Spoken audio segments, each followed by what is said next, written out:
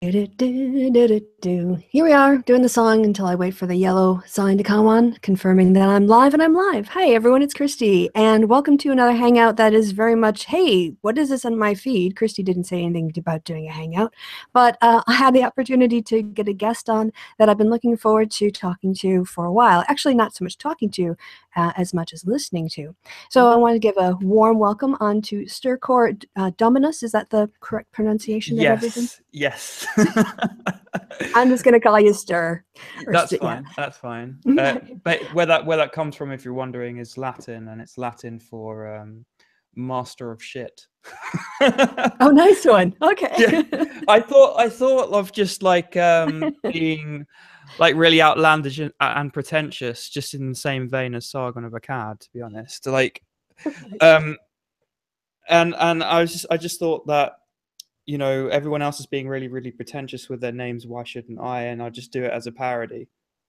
And then from there, I was just thinking about all the things that are missing in criticism, in regards to being a skeptic about things, and I wanted to start in that sort of vein. But like slowly after a while, things became a bit hectic. Well, can we go back a little bit just to Sure. yeah, start a little bit earlier. So just as a background from my side, I saw you having a conversation with Crazy Hair on this topic of the skeptic, of learning about like the skeptic community and your approach, like your entry into it, and sort of, you know, what you got out of it and where you are now. Yeah. But in that hangout, it was more of a conversation, and I felt like there was a lot of stuff, a lot of material to actually go through, and that's why I wanted to have you on, because it sounds like a really interesting intellectual journey that you've been on. So I want to slow it way down. All right. Okay. Fair enough. And ask you about, right, before you got involved in or started to consume YouTube content, like what was your, are you a skeptic? Are you an atheist? Are you agnostic? Does that have anything to do with it? Or is it just that you were looking for content on YouTube? How did this all start? Well, even before then, probably maybe years before then, because I've been like a viewer of like skeptic content since sort of like 10 years ago, maybe more. And like I'd say a good starting point for anyone for skepticism on YouTube is the Magic Sandwich Show. It had a lot of famous people that we know of. It introduced like Richard Dawkins onto YouTube.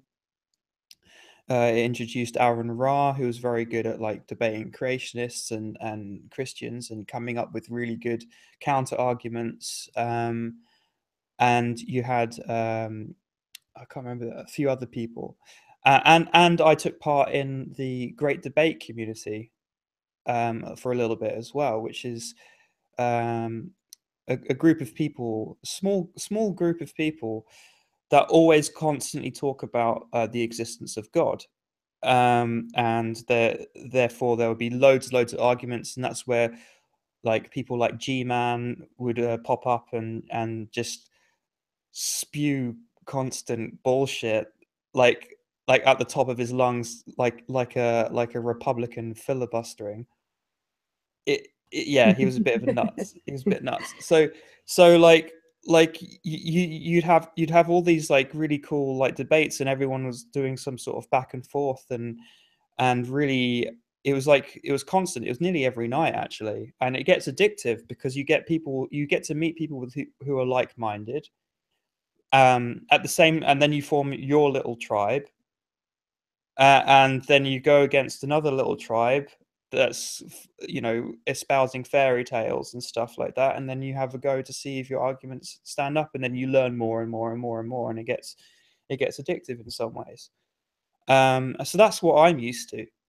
That's where I grew up. But like for my own journey to being a skeptic is kind of a longer one, because I actually used to be heavily into Taoism. Yeah, go for it. Let's have this conversation. I'm really interested. So if you want to go back and talk about, because I also went through like a Buddhism period in my life, and then eventually came into atheism. So I'd be interested to hear if we have similar experiences on that path. Yeah. So go to Taoism. Let us hear it. Yeah. With the Taoism thing is because of like I used to be a Tai Chi instructor. I've had many different lives. I've played many different roles, and I will say this about like the whole Stercore Dominus thing, is that I'm basically being David Bowie right now with the skeptic community. It's just one aspect, it's one dimension of me. It's not the whole entire picture of me. So like, you know, like how David Bowie like turns into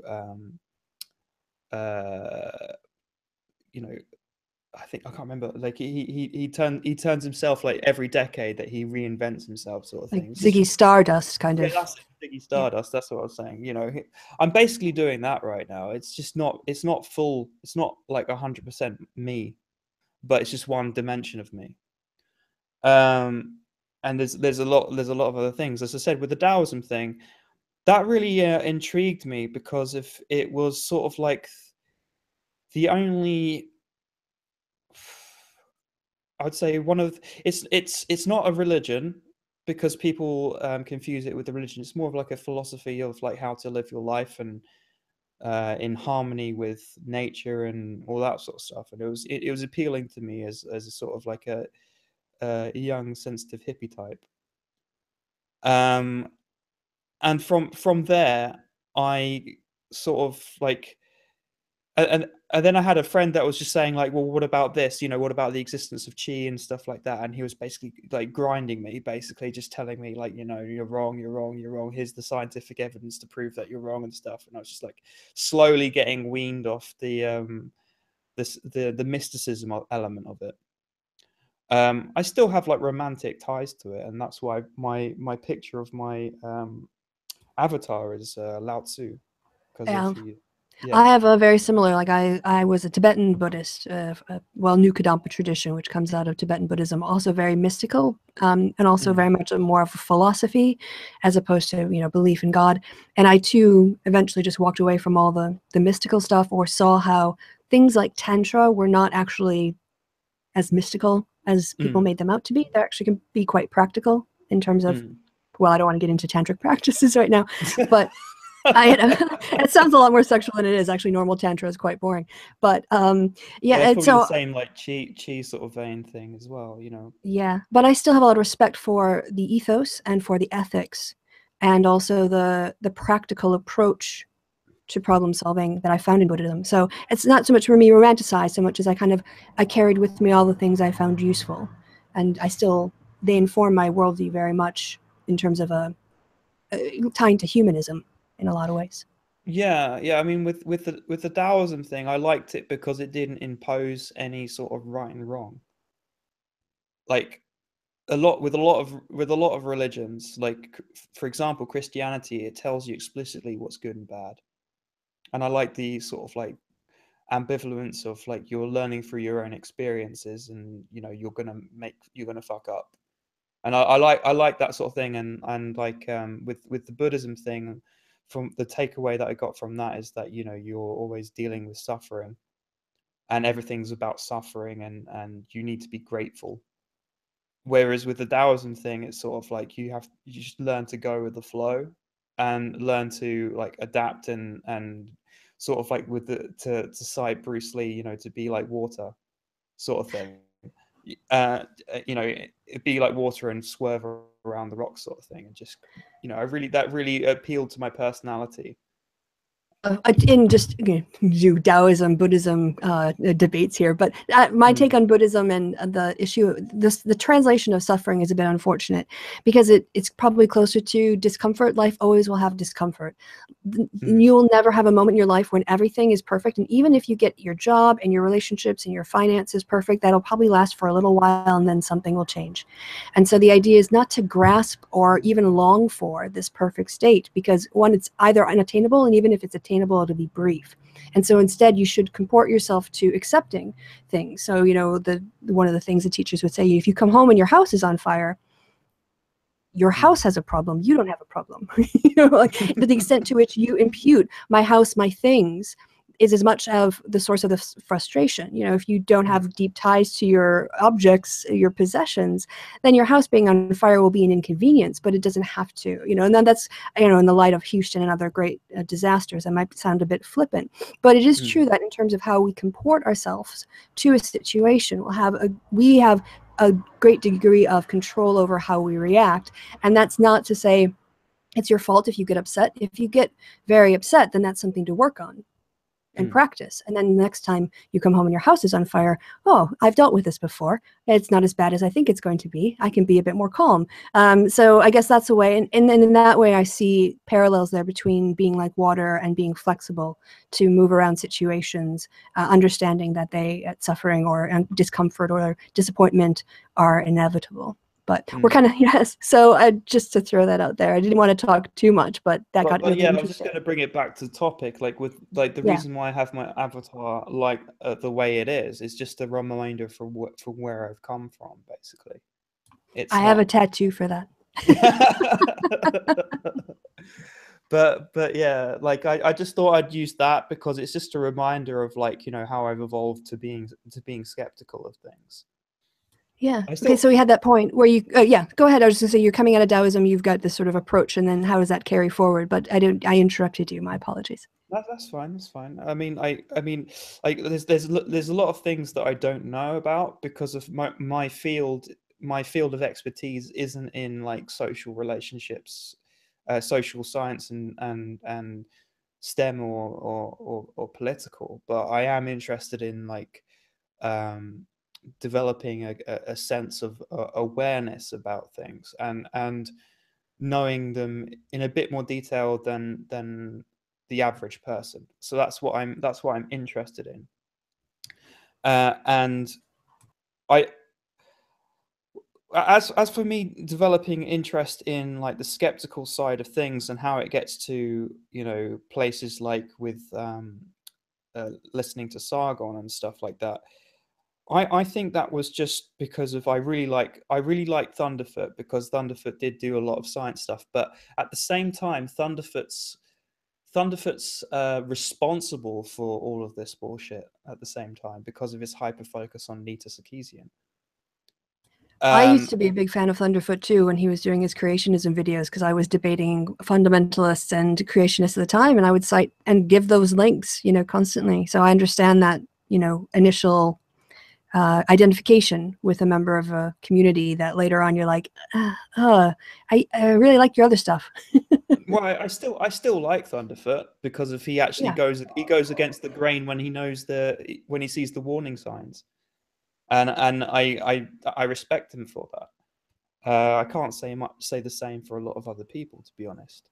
Yeah, on his science stuff, I mean, I don't want to disagree with the areas that he's an expert in. It's just when he kind of moves off his areas of expertise, we tend to have more disagreements. Yeah, it's probably personal opinions, you know. It's like an asshole, you know. Everyone's got one. So. Yeah.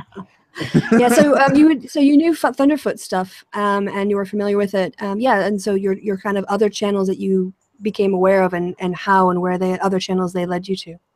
Yeah, and I mean, Amazing Atheist would be another one as well. When he was, I knew him when he was starting to get popular, and you know, I think Armored Skeptic at one point, but I didn't get massively into Armored Skeptic. But I think it was like the turn of YouTube where people were starting to do a bit more long form videos rather than just debates. Because of back in the day, not many people actually made proper video content. They were just, you know, debating people because it was quicker, easier, and everyone could have a go. And it was cool because you could generate little societies online where people would just come in and just offer their opinion, and then you can discuss it with them at length, which is great. But when people started doing long form videos, it started to branch out from that sort of society into ponage, rather than and you get some videos that are really, really good that discuss like the ideas, and they were doing that, you know, with Concordance and with Thunderfoot and the as I said, the Magic Sandwich Show crowd. They were taking on things and doing some really interesting stuff, and Matt Dillahunty as well. You know, with the atheist experience, I watched a few things of that. I found them a bit too aggressive, but I can understand it because after how many times they speak to a lot of idiots, it just gets wearing. I know that feeling. But yeah, like when it turned to long form, where people started to make lots of different videos that were just focusing on how to make other people look stupid rather than quote unquote steel manning arguments. Um, sorry, that was a bit of like a Yeah, that's a little yeah. Inside joke. If you're following the Sargon stuff, then yeah, that's a reference to a Sargon comment. Yeah. So nice yeah. one. Ding. You could say that's a dog whistle, maybe. Yes. Oh God, I'm getting bored of these terms. These terms have been thrown around so much. Well, if they're getting to the point where we're using them ironically, it's precisely, you know, they've moved on to comedy. Or, you know, that had a shelf life of about 5 minutes before it became something to parody. So, But yeah, these sort of I don't have a problem with people doing long form videos. It's not I haven't got a problem with that. But like the culture just shifted away from critical thinking and debating and assessing claims and evidence to how can we make this person look like an idiot. Which Thunderfoot did like extensively as well, but he did it in a fashion that was, you know, arguing case by case points. And I mean, maybe after a while you realize that, you know, if you're doing it like as an honest approach, you realize maybe it's not getting a much traction. But as soon as you diverge from that, and then you start trying to hype up controversy, boom, your subscriber count goes up, your view count goes up. And a lot of people know this, and I'm looking at Bunty King as a perfect example of someone who knows what they're doing and how to manipulate the market. yeah, I think you can look at Potholer 54 as an example of how to do the exact same creationist debunking videos without making it really snarky and condescending. Yeah, exactly. Like I call him a saint because of everything that he does. He's even like said, you know, I don't want to set up a Patreon because I want you to donate to a worthy cause. And I was just like, he's a legend in my eyes. He's an absolute legend. And I found it kind of funny when he tried to debate Stephen Crowder, but he wouldn't show Yes, multiple because times. He'd yeah. get trounced. He knows it. Yeah. Like if he shies away from that debate so much, then why is he like propagating the bullshit that he's putting out? It's just Yeah, exactly. yeah But it yeah, so getting back to the world. So you were first introduced to Thunderfoot, and then you were like looked at other people who were doing more skeptic videos, who eventually sort of drifted into the more anti-feminist content as they built out of Pwnage. It sounds like. I would say that's kind of the trend. I mean, they saw how much they saw how profitable it was to make videos that would make people look like idiots, or using content where people are genuinely idiots and then monetizing that content. I don't think there's anything wrong with that, but it's just that like the focus of being like someone who uses skepticism as a tool was being replaced by popularity and wanting to be popular because you could, and you could see yourself having a financial career out of it.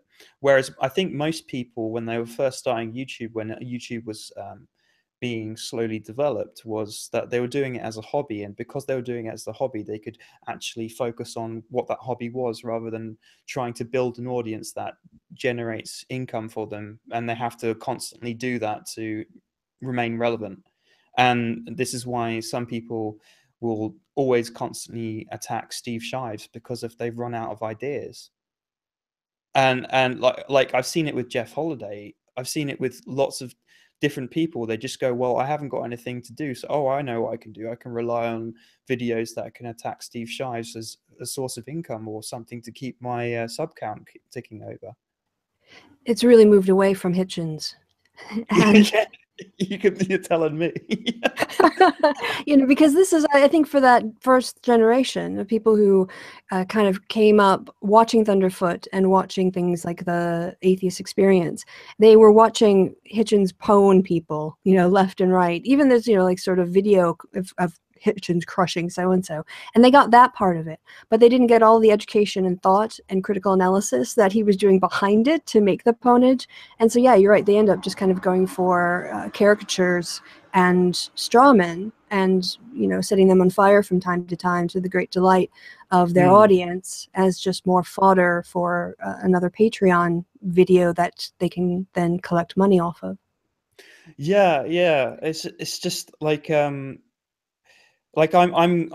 as I said, though, I spent a good 2 years like absorbing, maybe more, absorbing content from Sargon, almost religiously. Like, and can you tell me about too your thought processes at that time too, like his content and sort of what how it perspective? appealed to me and Yeah. everything.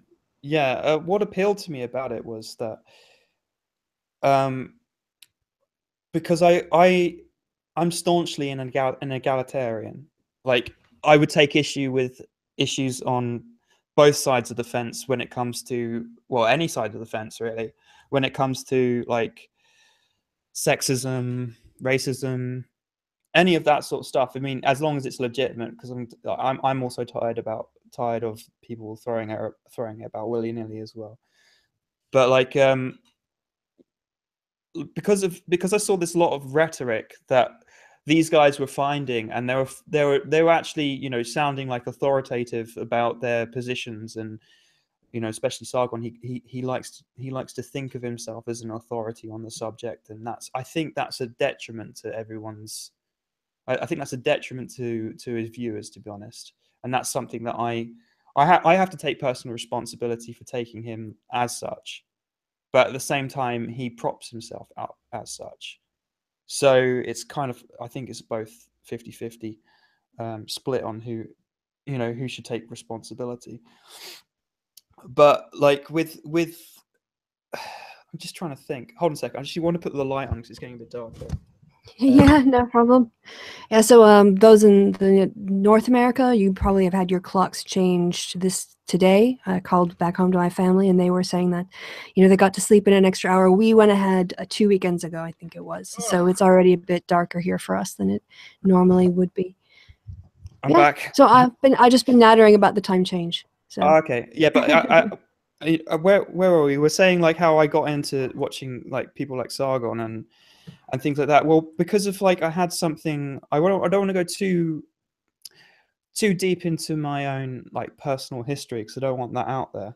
yeah, of But course. I will say something tragic happened to me in a sort of in a relationship context, something really, really awful. And that put me at odds with like all of the content that I'm seeing that's bubbling to the surface with people who are taking issue with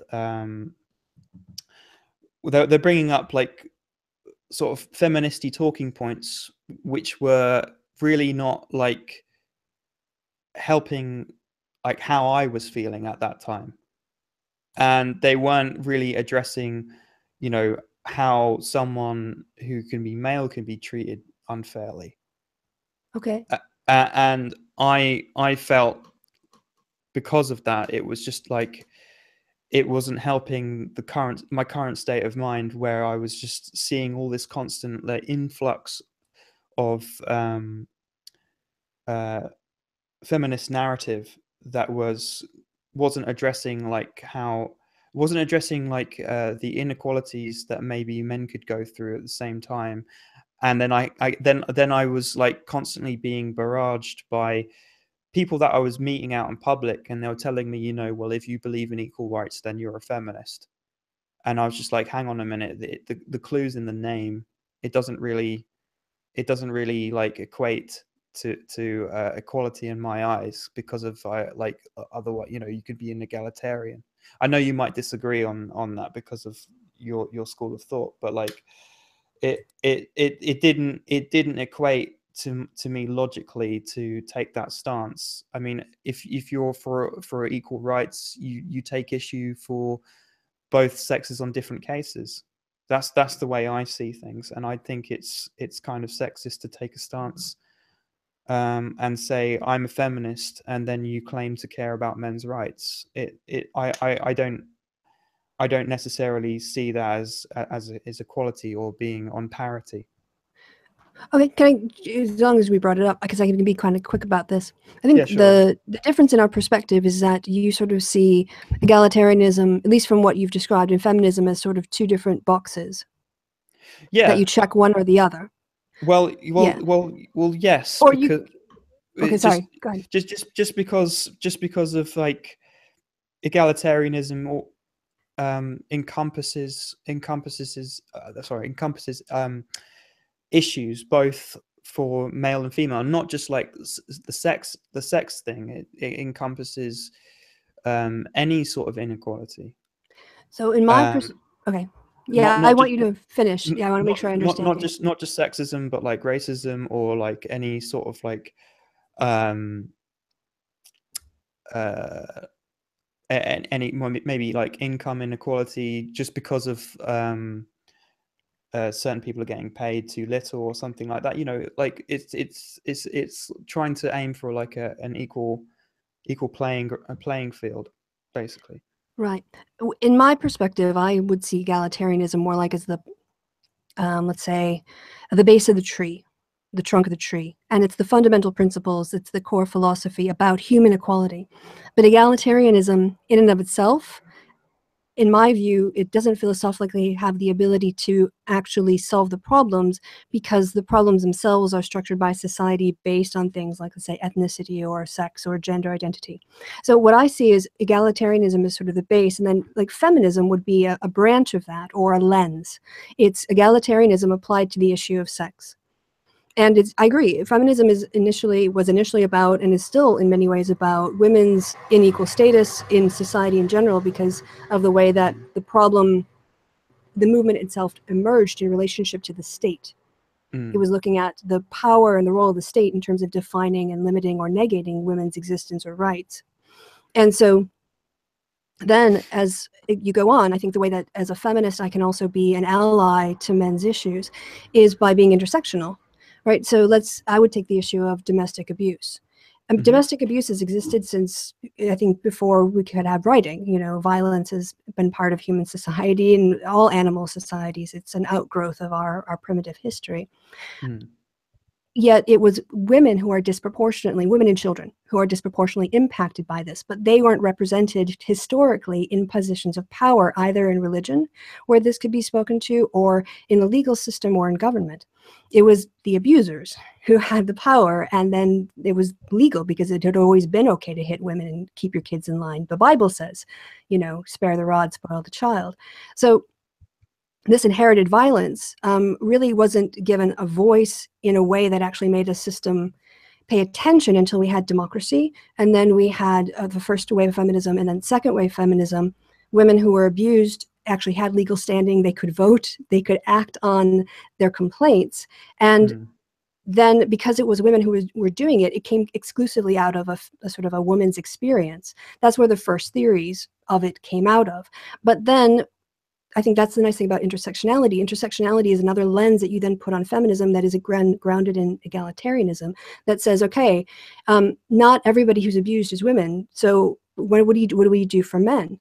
And then the issue becomes gendered, right? And we look at how the same social issues raised by feminists actually can be applied to other situations. And that to me is intersectionality. So that is I see egalitarianism. I'm an egalitarian, but I'm a feminist. My egalitarianism informs my feminism. My egalitarian informs my marriage equality and LGBT equality, which is a different lens, which might be related to feminism through intersectionality of sexual orientation or gender identity. And then that's a whole separate thing from race, and ethnicity and racial relations. That's a different lens that an egalitarian can inform us. So I went a little bit longer than I intended, but I wanted to.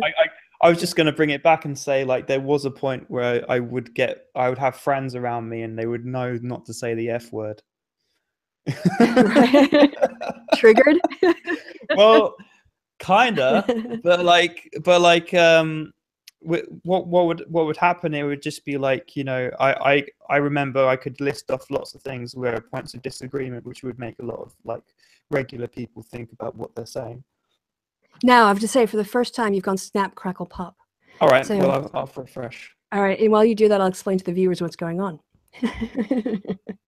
Right, so it's the case that unfortunately Stercore's audio is unreliable and will consistently drop out and make it all crackly. And so when that happens, he has to hit F5 and refresh. This is the first time it's happened. So yep, and now you're back. So yeah, I'm back. It doesn't take too long, but it just gets annoying. Yeah, and I'm really obsessed about my audio. I like a clean podcast level audio. So yeah. So you were saying about not saying the F word, and this was, I take it, this was when you were in the middle of consuming all of this content. Yes. Or yes. Yeah. It became, and I would say it became like almost like an addiction. Because I thought like everything that they were saying was like factually correct because of the way they sounded, and as I said, as they, like, when I say they, I mean like YouTube content creators that came across and just were really sounding really authoritative, and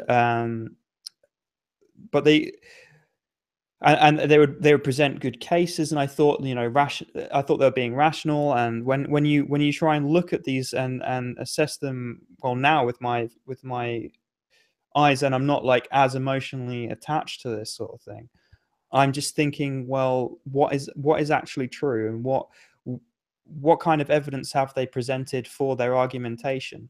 And most of the time it was just like this article. And if I looking back at it retrospectively, it's like, well, it's this article, this Twitter post, this blog post. Most of them, there would be some like good examples of,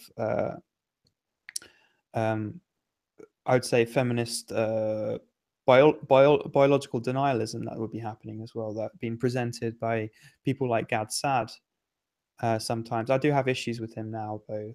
Like some things that he says are just a bit weird, like how he supports Trump like wholeheartedly just because he's, you know, I understand it because it's an emotional fear of Islam, because he had to flee from his country because of like some sort of like kerfuffle. But anyway, that's beside the point. But I understand why he does it. But like, rationally voting for Trump doesn't make much sense as a PhD professor in evolutionary psychology.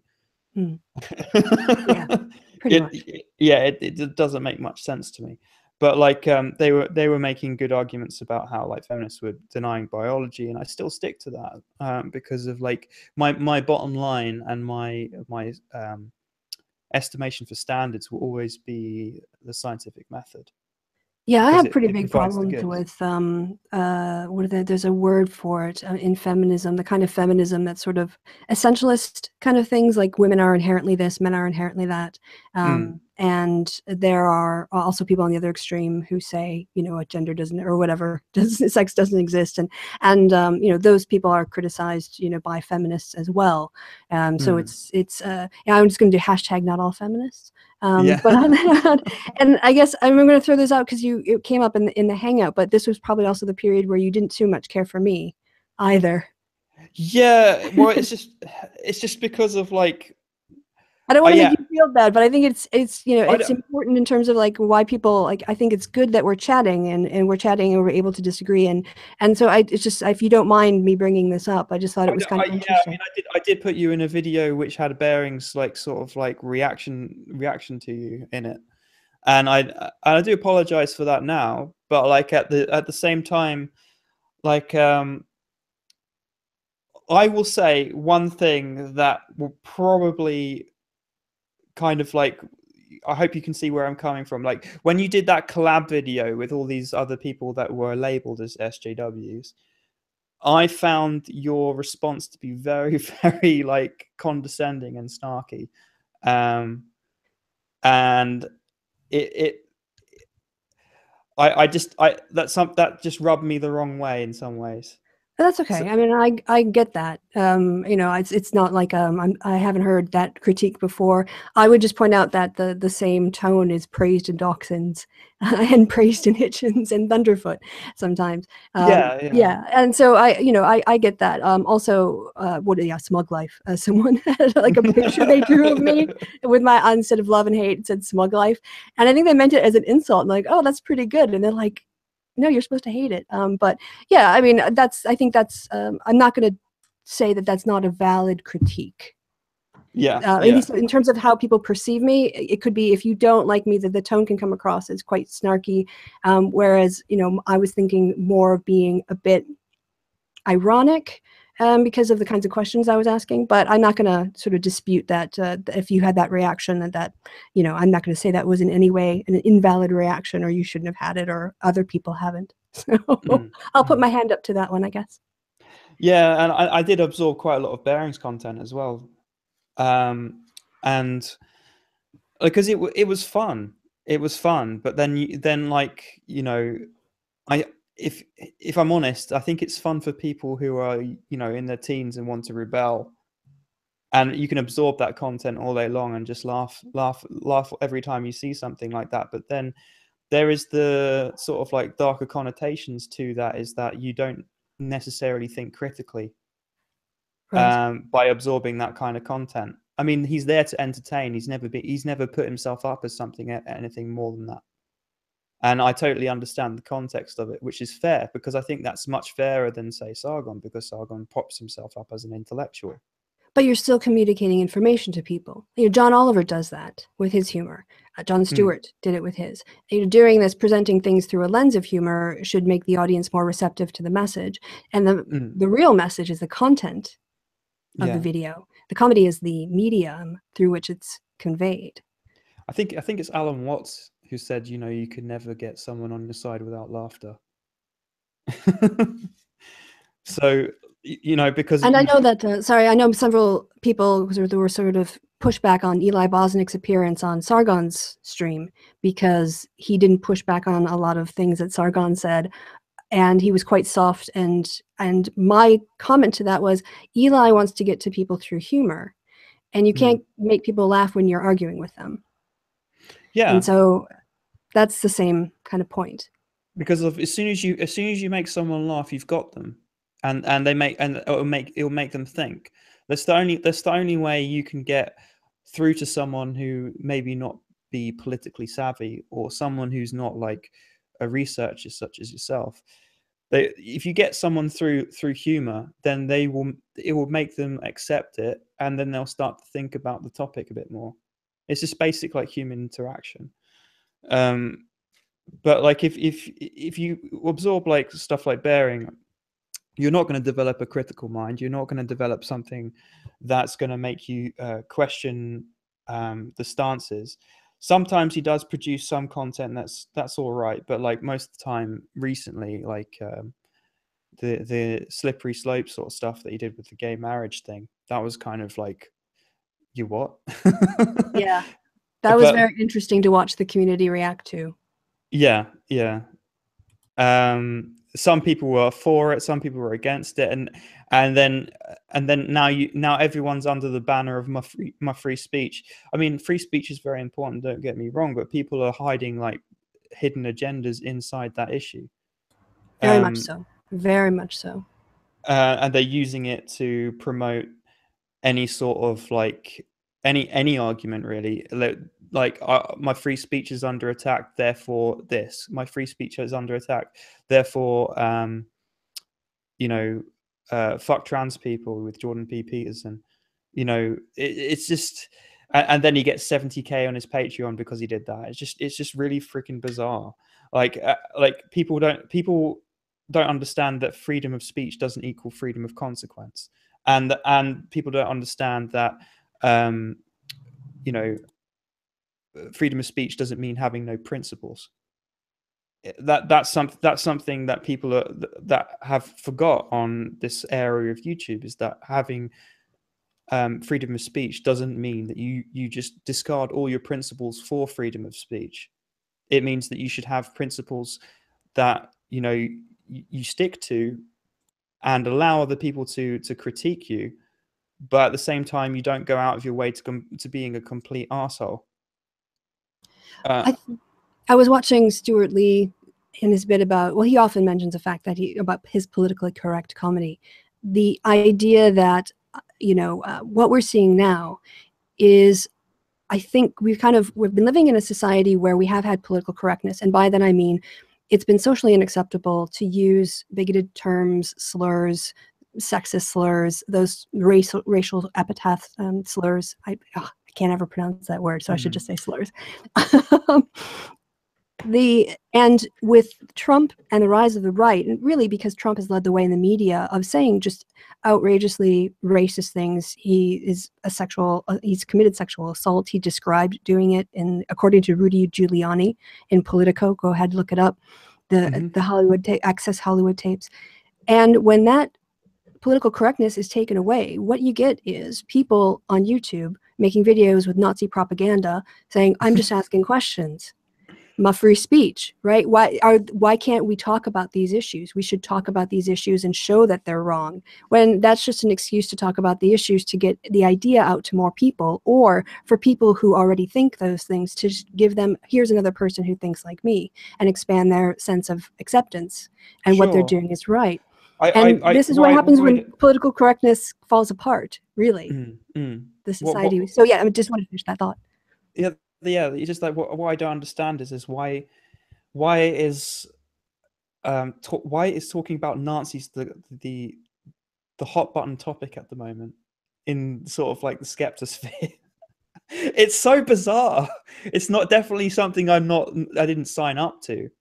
Like, is it because of the rise of the alt-right that people have to go like, well, where does this white nationalism come from? Why is there lots of similarities between white nationalism and being a Nazi? And then you have to go into the debate of like, well,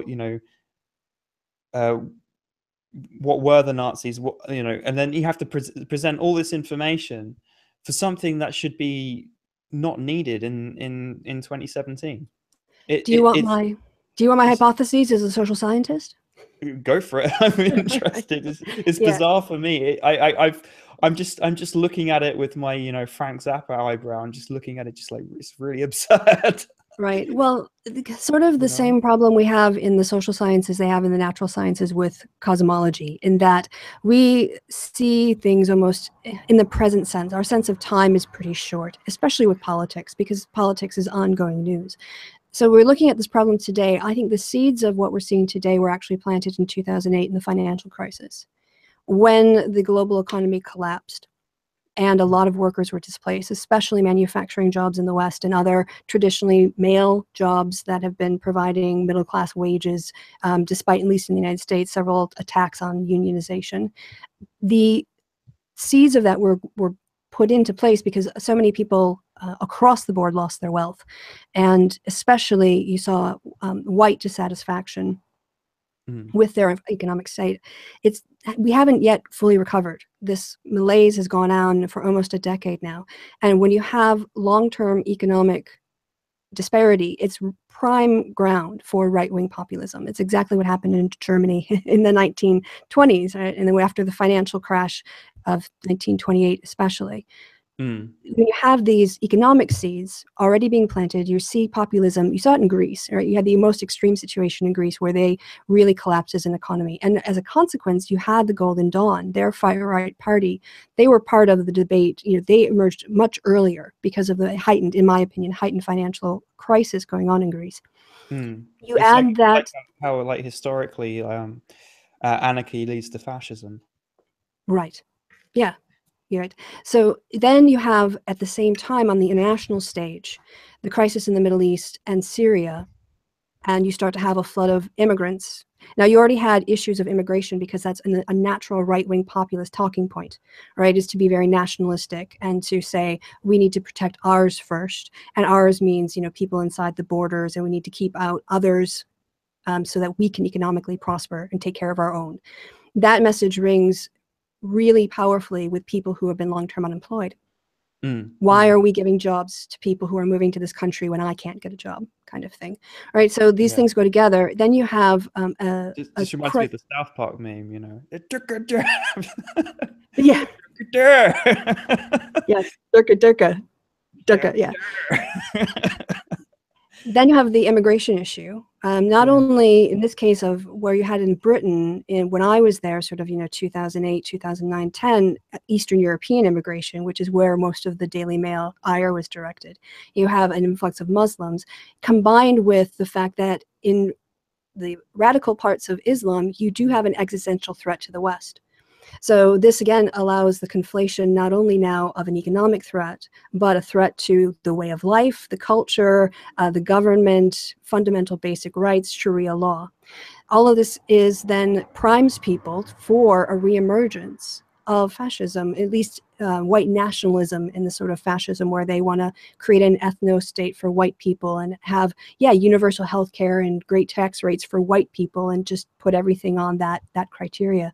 So we're seeing it now, but this has been kind of building up in the economy first and then into politics and then emerging, you know, into YouTube as these alt-right people try to go mainstream. They feel like this is their moment. They're coming out and marching in the streets without hoods. Yeah. When was the last time that happened in America? The Ku Klux Klan has been covered. Even in the 1920s, they were wearing hoods. You know, before that, when they would lynch people, they would wear hoods. These guys, you know, are having their pictures taken on social media, and they're fine with it. So we're seeing a new kind of, sorry, just to finish up, we're seeing a new, in my opinion, we're seeing the 21st century fascist movement that, you know, if you get destabilized governments, if people in democracies no longer have any trust, any respect for their institutions, then the people who want a strong man will start to make arguments that might appeal to people who feel like maybe democracy has failed. Yeah. I mean, I was just gonna say that I saw a video recently of an old video of Richard Dawkins, and he was talking about, you know, how the internet has given us great freedoms, but there is a downside to that. That means like all the undesirables have come together because they have a way of communicating with each other that gives them a voice. I mean, there's nothing wrong giving them a voice. I'm all for that, but like at the same time, you know, do you really want to be discussing, you know, if Hitler didn't do anything?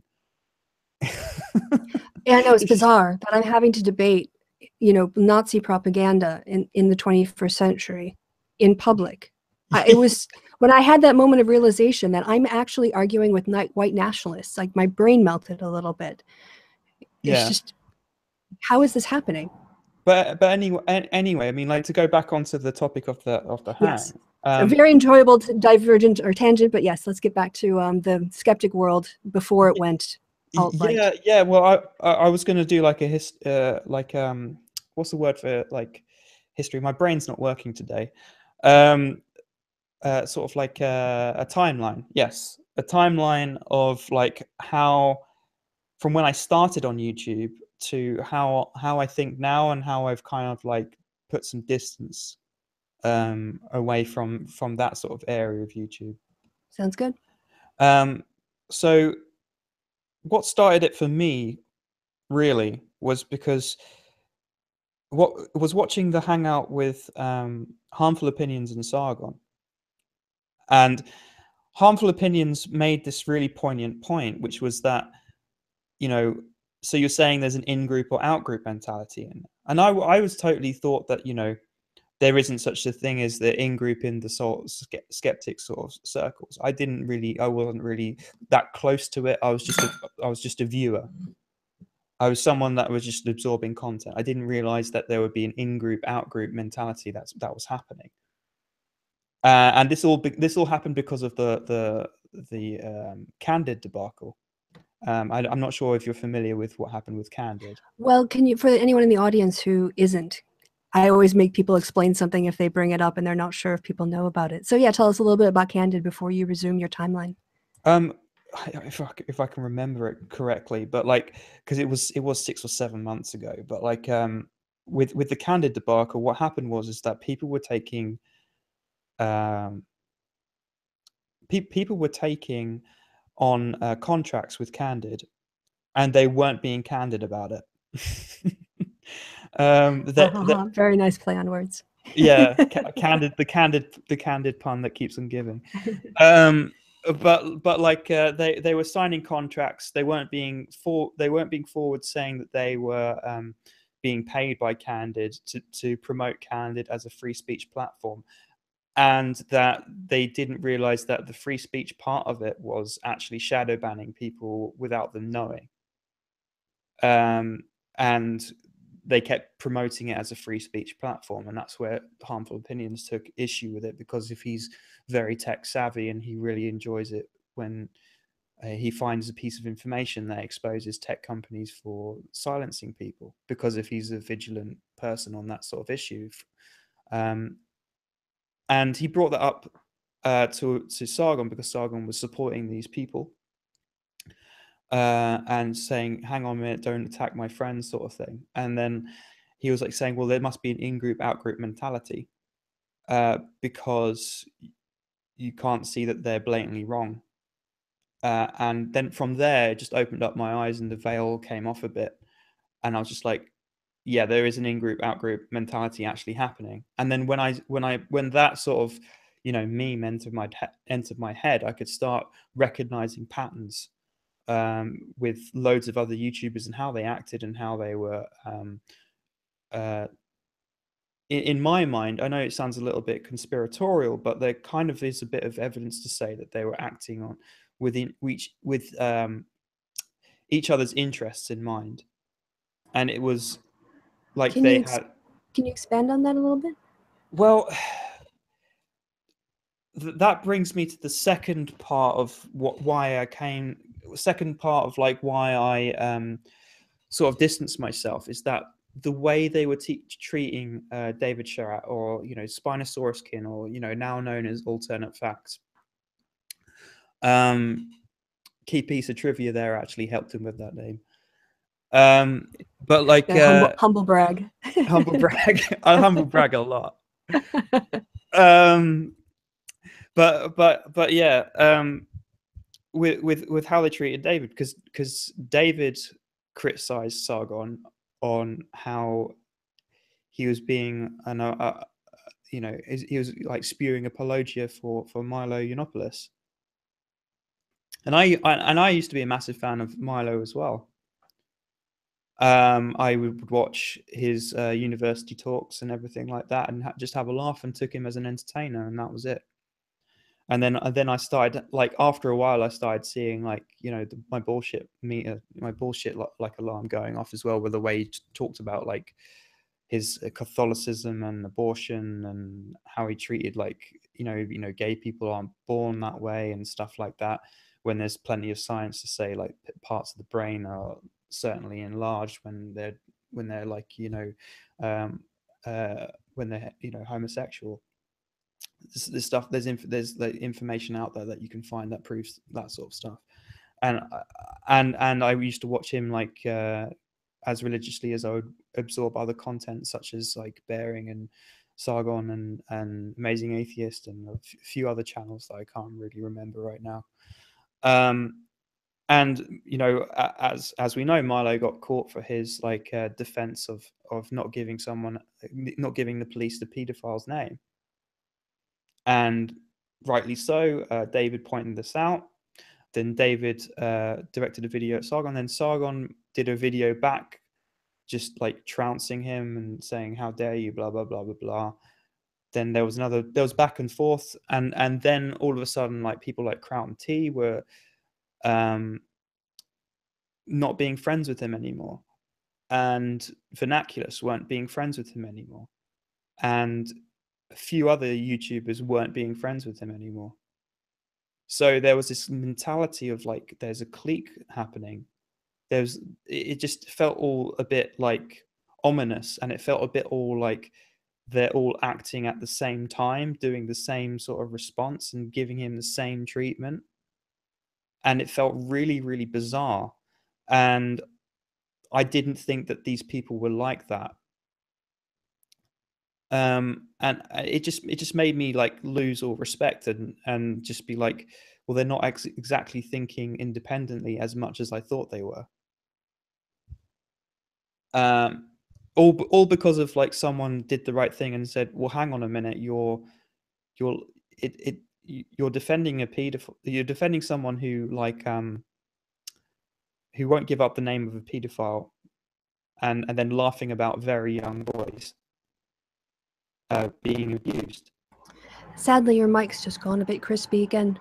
So if you wouldn't mind F5ing. I think that's going to be, we discussed before coming on air that, yeah, his sort of second name is F5 because it's said so often to him.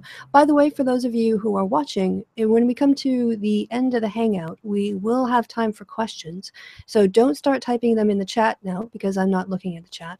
But before we come to the end, if you have questions for Stercore, I will give you guys a chance, because I know there'll be a few seconds of lag, to type those out, and I'll go through them. If we find some that are interesting, I'll give it I'll read them out. So yeah, continue on. You were talking about like, the community. Yeah, about like how people were responding to David, and I got to know David for like a brief minute, and we chatted and we talked about like scripts and things, and I thought I was going to do a collab at some point with him. You know, I like with David, I can see some downsides with him. He's a bit of a drama whore, but he knows it. But like at the same time, that was a valid criticism of him to bring up about Milo. And then I just saw all these reactionary people who were on the side, you know, that Mitch guy, I can't remember his name, Charming Man. He came after Spino. V came after Spino something horrid, like really badly.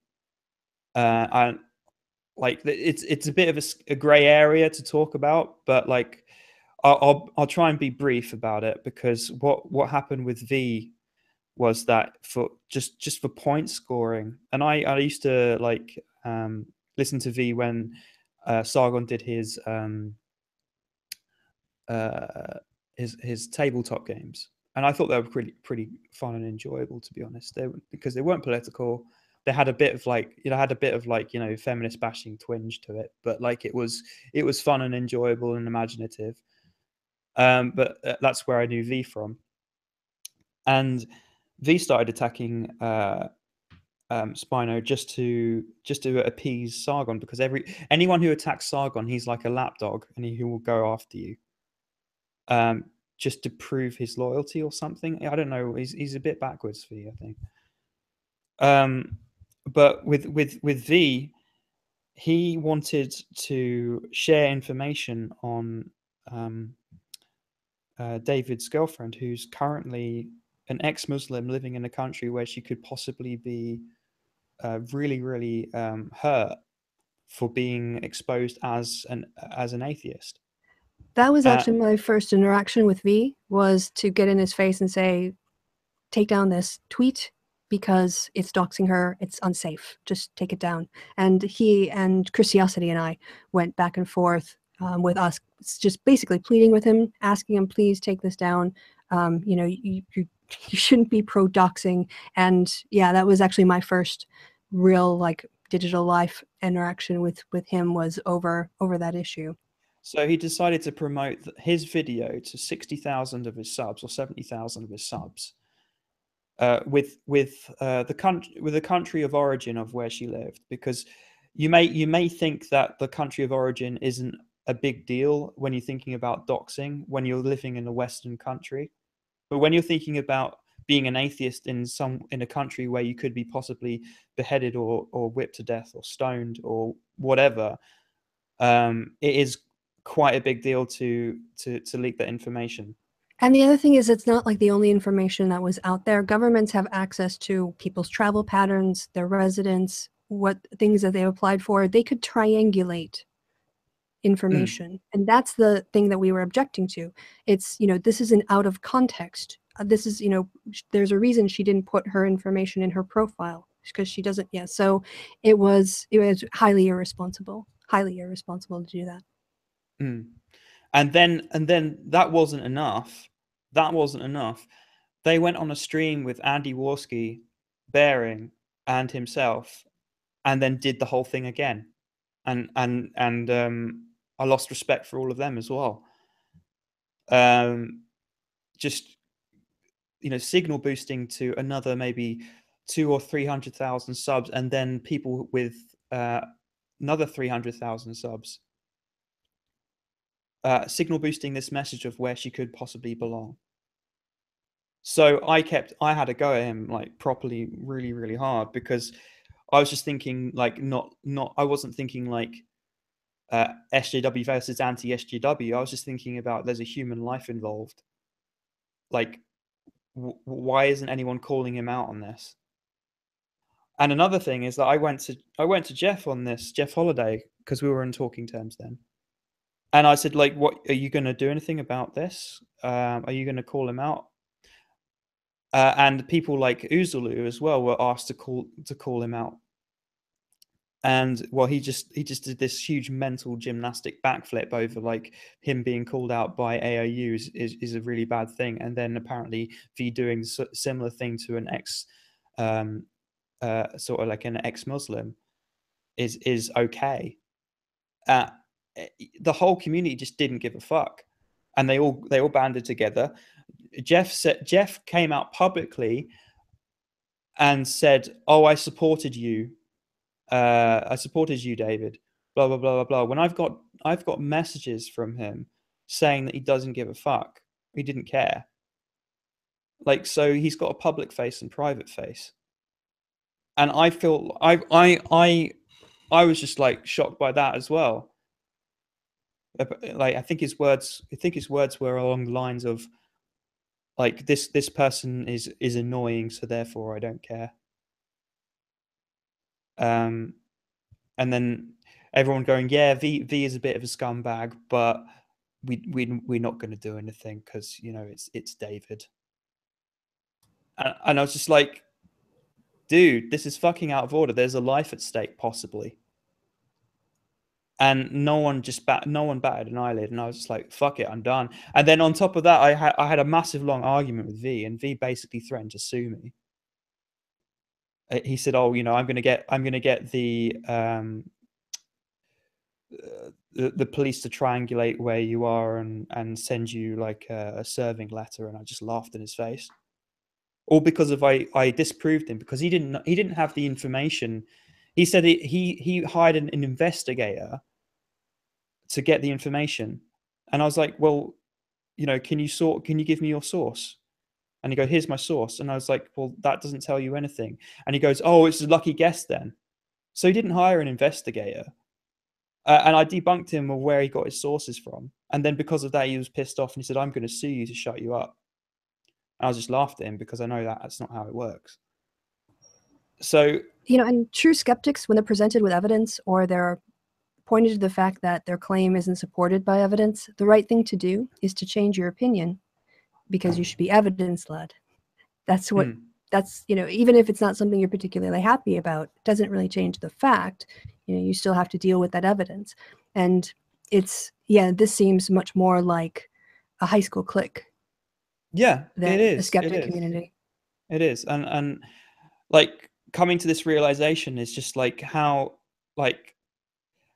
does anyone not see this? I mean, it's only because I've gone through the experience, and I put like the metaphor of like, you know, going backstage and seeing what people are actually really like, and peeking behind the curtain is probably the best metaphor for this, because that's what I've done.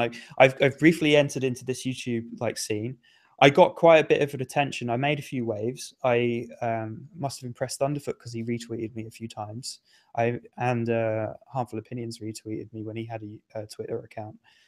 And I got blocked by Sargon as well, because of I told him he fucked up with David by how much he's not treating him like, you know, he's not treating him with any sort of like, well, it's difficult because of, with that situation, because of like, you know, he did create a parody account but that parody account is kind of funny, and it shouldn't be taken seriously. I mean, like the funniest thing about Sargon that I realized was that when he perceives like really disgusting things as like, you know, I wouldn't even rape you as a joke, but he can't take jokes when they're directed at him. He's got such a light, thin skin, and that's why I think he's got a lot of comparison between him and Trump, and that's why he likes him. Right.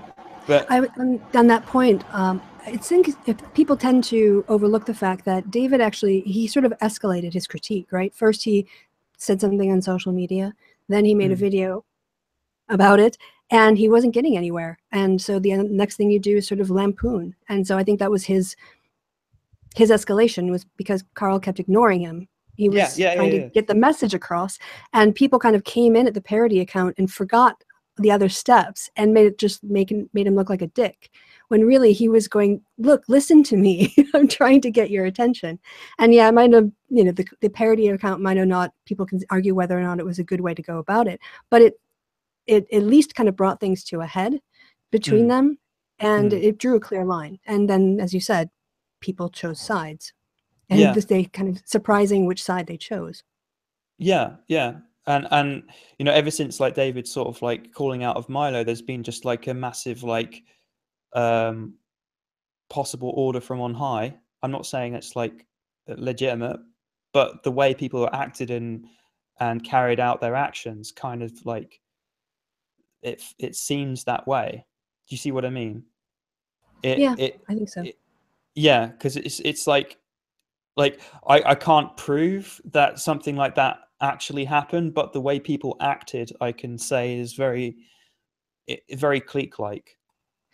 Based on your observations, that theory would fit the facts. Yeah. That's how you say it as a scientist. But there might be other theories, but that theory does fit the facts as observed. Yeah, but I wouldn't claim it as such though. But like, yeah, it's a theory. It's a theory of. It's a hypothesis. I get anal about that. Well, okay, a theory is a series of interconnected. So like saying it's a clique would be the theory, that there's an in-group, out-group, communications between people, understood hierarchies or values or whatever. And then the hypothesis would be, you know, defining a clique as people who do X, Y, and Z. Can we observe, you know, how many X, Y, and Z's do we observe here? So yeah, so I would say it's a theory, because it's more of an account of what happened, not a testable statement. I'm going to get nitpicky now. But anyway, back to the story. That's fine. I like learning things. It's good fun. Like, you know, we can do a whole social science hangout sometime if you want. If you want like social science 101, bring questions. Interesting. I have an inquisitive mind, so you could.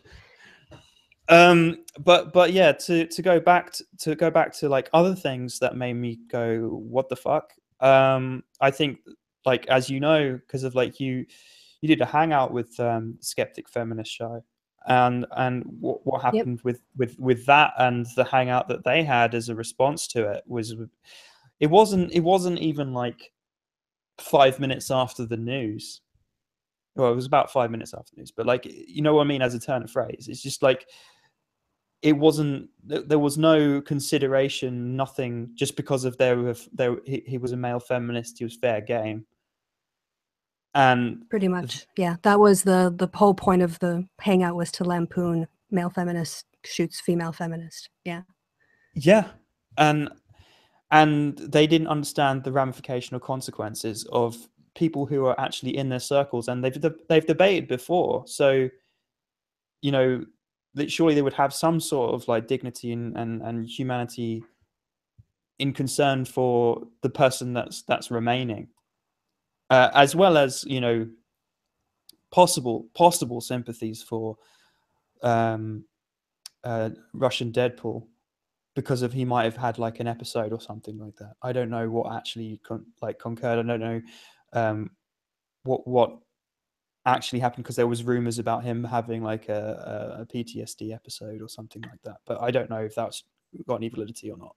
Yeah, well, eventually there'll be the prosecutor's account of events and defense account of events, and the jury will decide between them, and then that's just, that's the kind of facts that I guess will matter.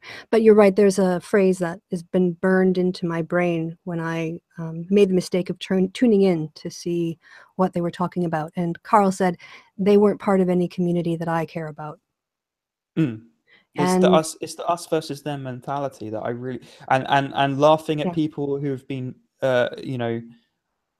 laughing at someone who's a murderer and who's been murdered just for the sake of your own sort of like political grandstanding. It's fucking bang out of order in my book. Like anyone, like as I keep saying to a lot of people, there's a massive disconnect between how people act in reality versus how they act online. Massive disconnect, because you like, and I know there's a bit of hypocrisy of me saying that because I'm hiding behind an anonymous account, but I do that as a reason because I want to protect my business. I don't want that involved with my political views, because then I could possibly lose clients and things like that.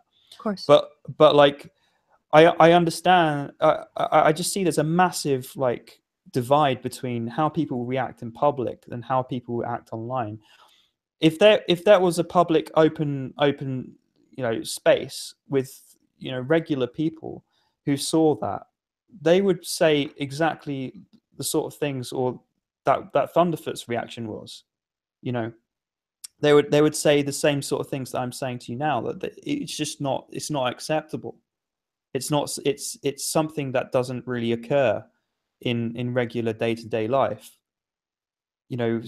If you knew someone as close as that, because of that, he was within the circles of the debate communities, and people had friends that were directly connected to the person that got murdered and the person who was the murderer. Bane 666, I think, was especially cut up about it, if I remember correctly, because he had been on a few times. Yeah. I mean, they were just so insensitive to people that actually were in cahoots with them and had like friendly relationships with them, and insensitive to them as to the whole situation, just so that they could say, feminism. It's just, it came off really weak. It came off really, really weak, and just going from that to other things, like not understanding fair use is the recent thing. Because that pisses me off, because of me being a musician, not understanding intellectual property rights. That really pisses me off. So you're talking about the Aquila, obviously, case with not Sargon? Just that, with like that and 6 months ago with Destiny. Right. And like, you would have thought you would learn your lesson after one time. Do you know why that really pisses me off as a musician? Because intellectual property is the only way people like myself can actually earn money.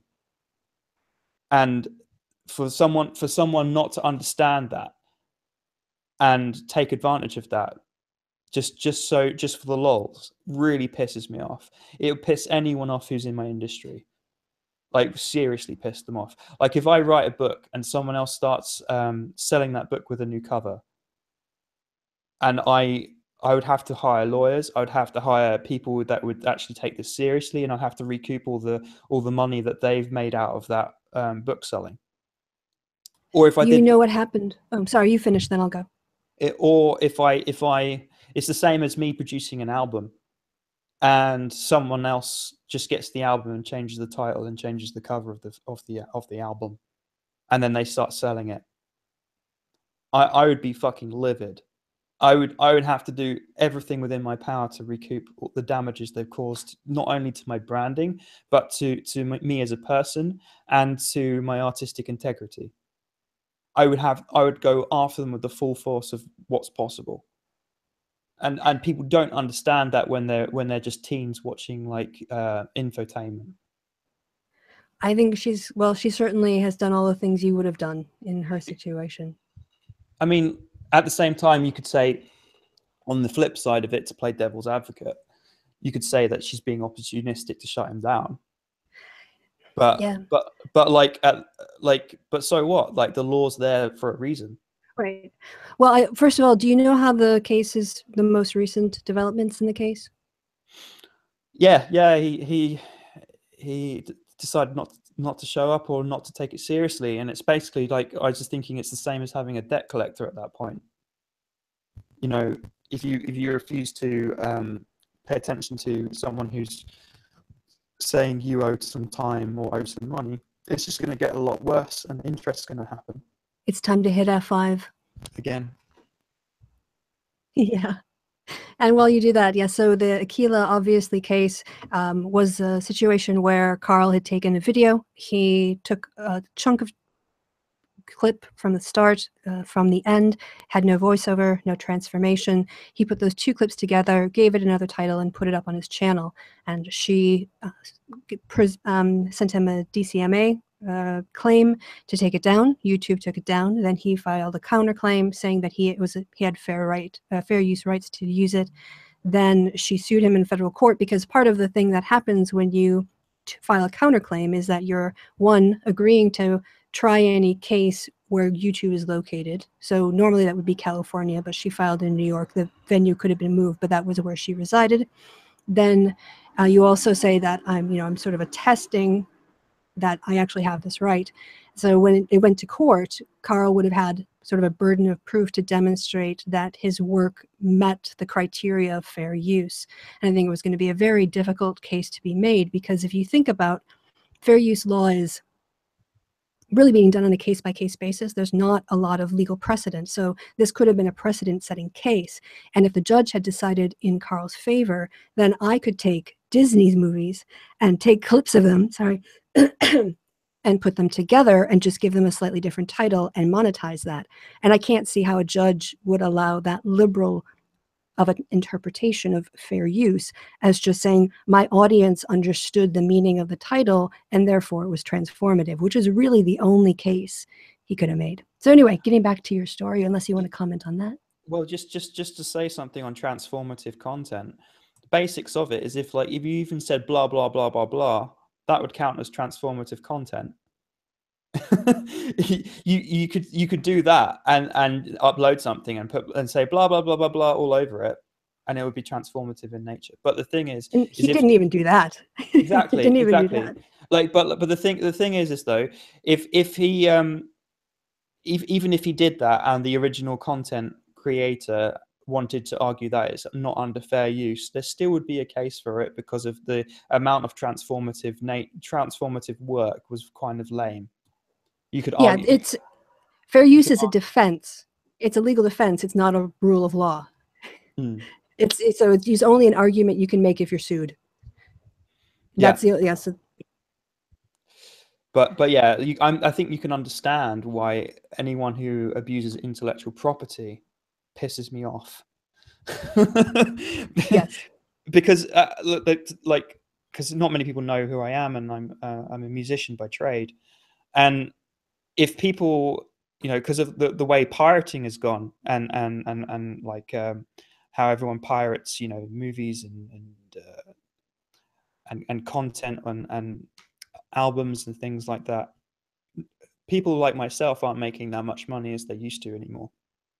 And everything's been shifted towards making money in live venues. And this is why ticket sales and ticket prices have skyrocketed, because they need to make a living, and they can't make a living when they can't make a living on selling records like they used to, because of their back in the 80s and 90s, there wasn't a way of piracy other than saying I'm going to copy a CD and give it to a friend, or copy a tape and give it to a friend, which wasn't as bad as how everyone can get access free to nearly any song that they want for free, and the artist doesn't see a penny.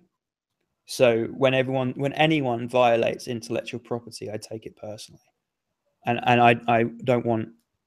I would encourage people in the future to understand the difference with fair use and transformative content. If you're going to take up a YouTube channel, you need to understand that. And for Sargon not to learn that after 6 months of between a gap of 6 months, and to take the blasé attitude of I don't care just because if you want to make a point, that's not forgivable in my book. So yeah, it hits me deep when people do that. Right. So that was another brick another crack in the wall, as it were. And Yeah. so one thing I wanted you to comment on or get your thoughts on, it seems to me that if you had not had interactions on Twitter and other social media, if it was always just the veneer of the content that you had interacted with, do you think that you would have been maybe as critical? Or do you think that actually the multiple ways that you interact with creators was important to your sort of change of perspective or realizations? Well, Twitter did help considerably in that aspect, because if I just went on a tangent and just did YouTube videos and ignored Twitter, I think I wouldn't be the same person. But it's only because I went down the garden path with David Sherratt, that I was on the sidelines observing what he was going through and how everyone treated him. That it was difficult to reconcile them being like free thought leaders or people of interest that provide intellectual stimulating conversations, and people who like think for themselves and ask questions. That's another thing that I'm annoyed with. Not many people are asking questions anymore. They're reverse engineering narratives, and that's what I really despise. I've noticed that quite a lot. Like, they would start with the conclusion and then work backwards, instead of going, is this correct, and then weighing up the pros and cons. You don't get that anymore. That's this part of the steel manning era of skeptic YouTube that hasn't been prevalent for a good 5 years. I did make the joke on Twitter that when I say, take up robust feminist arguments, mock her, and then Sargon, like, we should steel man Nazis. You're so right. Oh my But you're right. They God. don't steel man feminist arguments. Yeah, That they was don't. the point of my robust feminist argument. Like, come on, challenge yourselves. Don't just start with, Trigglypuff. Start with, go read some, well, probably not Butler. That would probably have an easy time making fun of Butler. But yeah, go read some Wollstonecraft or something. Just go read some feminists that are, have ideas that other people have thought reasonable, and see what you think. Don't just take something off of Tumblr. The less insane kind, Yeah. not like Dworkin, which most people have issue with. Right. But yeah, there's just the culmination of all of these things that I've witnessed, and the amount of credence that I gave them to enter my mind and take root. It was kind of like, for me, I know I'm trying to get out my words, but like it's kind of hard to describe, because I gave them so much time and so much of my attention, that it fed into a part of me that made me feel like, validated by the kind of bullshit that I've gone through personally. And now I'm kind of like looking at it, I kind of feel like I've grown up quite a bit and matured and gone past it. And the other reason why I started up my YouTube channel is because I'm bored of the anti-SJW arguments. It's boring. It's not enough brain food for me anymore. I think a lot of people feel the same. And whilst everyone's arguing about anti-SJW bullshit, a lot of important issues are going under the radar that usually in this area of YouTube would be discussed outright. And I can bring up a few if you're interested. Please do. State of the NHS is a massive one that I'm concerned about. How you won't believe this, but because of the amount of cuts that the Tories are giving against the NHS, that they're actually hiring motels to bed people. It's that bad at the moment. Don't even get me started on the Tories and the NHS, but I'm right with you. Yeah. I'm so right with you. Yeah. Like, no one's discussing that, and everyone's focusing on why Jeremy Corbyn's a communist. The priorities are fucking warped. Yeah, They're really I agree. warped. I agree. I mean, look at all the stuff that Trump's doing. And what do you hear peeps out of what he's doing in the skeptic community? I mean, Their response is, let's not tackle this because he gets enough criticism from the media. Right, yeah, but Omri Skeptic will respond to Eminem. Yeah. Eminem's such a political voice, isn't he? Jesus. It's such a pressing political issue. It's his appearance in the BET Awards. Yep. I love Eminem, but like that, I can admit that was a bit cringe, but at the same time, like he's perfectly within his rights to express himself. I don't really see the issue in it. You know, he's a mega superstar throughout the like late 90s and early 2000s. Yeah, Eminem's cool in my book. Still cool. I don't care about that BET thing.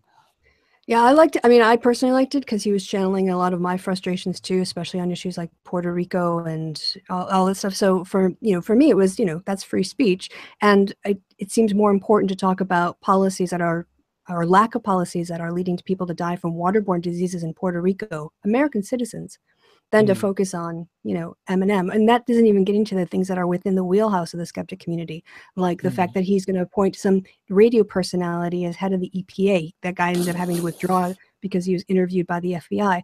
But, the attacks on science, the attacks on women's reproductive access to contraception, women that will have to get if their employers don't approve of it. Like the entire University of Notre Dame or Notre Dame has said, we're not going to provide contraception to our staff or to students because it's against our religious beliefs. But it's not their bodies. So where is the discussion about religious imposition on freedoms? And that's something that I wish I had. I make a lot of content and I wish I had more time for. But these are the things that certainly I want to talk about instead of talking about Sargon being at MythCon. And people go, oh, well, then just talk about that. Like, well, no, I had to talk about Sargon being at MythCon because I care about the atheist community. But getting it off topic again, getting back to the fact that, there's a lot of things that aren't being talked about and really marginal things that are being focused on. Yeah. And there seems to be a slant towards right-wing views because they just see the left as SJWs and crybabies. It's like the majority of the left are hardworking people, and the majority of the left are regular people that are just doing their 9 to 5s and just have a bit more compassion than most. They're either crybabies or thugs. They're one of the two. Yeah, they're crybabies or thugs. Do you want to know what, like, another observation that I've made? Is that the people that cry about identity politics are using identity politics as a shield for criticism. Basically, Fox News is white identity politics. I mean, white identity politics are being played everywhere, but the people who are crying identity politics don't acknowledge their own. Yeah, it's really bizarre, and as for me, I kind of see myself in the middle of this stuff. Not like an anti-SJW anymore as much as I was fervently, but like I don't see myself as an SJW, whatever that means, because it's a pejorative, and I think people overuse that. And I think if people were more honest and they use the word idiot instead of SJW, then it would show exactly what they're doing. Right. Yeah, I think there are people who are on the far, extreme sides on both sides of the spectrum. I would call idiots. Yeah, that's better than SJWs. And I've been using the term social justice advocate because that's what I feel like I do. I'm advocating for social justice. And I think social justice is being tainted online. But because if you say social justice, it has all these connotations about what other things that you kind of support. And then they take the worst take possible because of it's popular to do so. They also do that with feminist, and I'm claiming the word feminist just to be against the grain, and that's how I would feel with social justice as well. Because you don't get a lot of hysterical screeching on my channel when these topics come up. You get reasoned discussion, so I need to be a counterfactual, and so I claim both titles. Yeah, it's sort of. But that's a conscious choice. It's sort of like when Jeremy Corbyn talks about social justice. People conflate that with SJWs or whatever SJWs are, and then they don't think about the ramifications of him actually trying to address like really like wage parity and all of these other like important issues as the NHS and like privatizing the so the privatization of the rails and the railway and the post office, even though when the post office was sold off, it was actually making more of a profit when it was.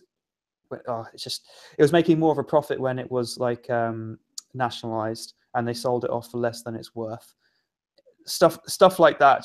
Just it boggles the mind that the current attention on is this like outrage culture rather than the actual issues and policies and things that are getting passed.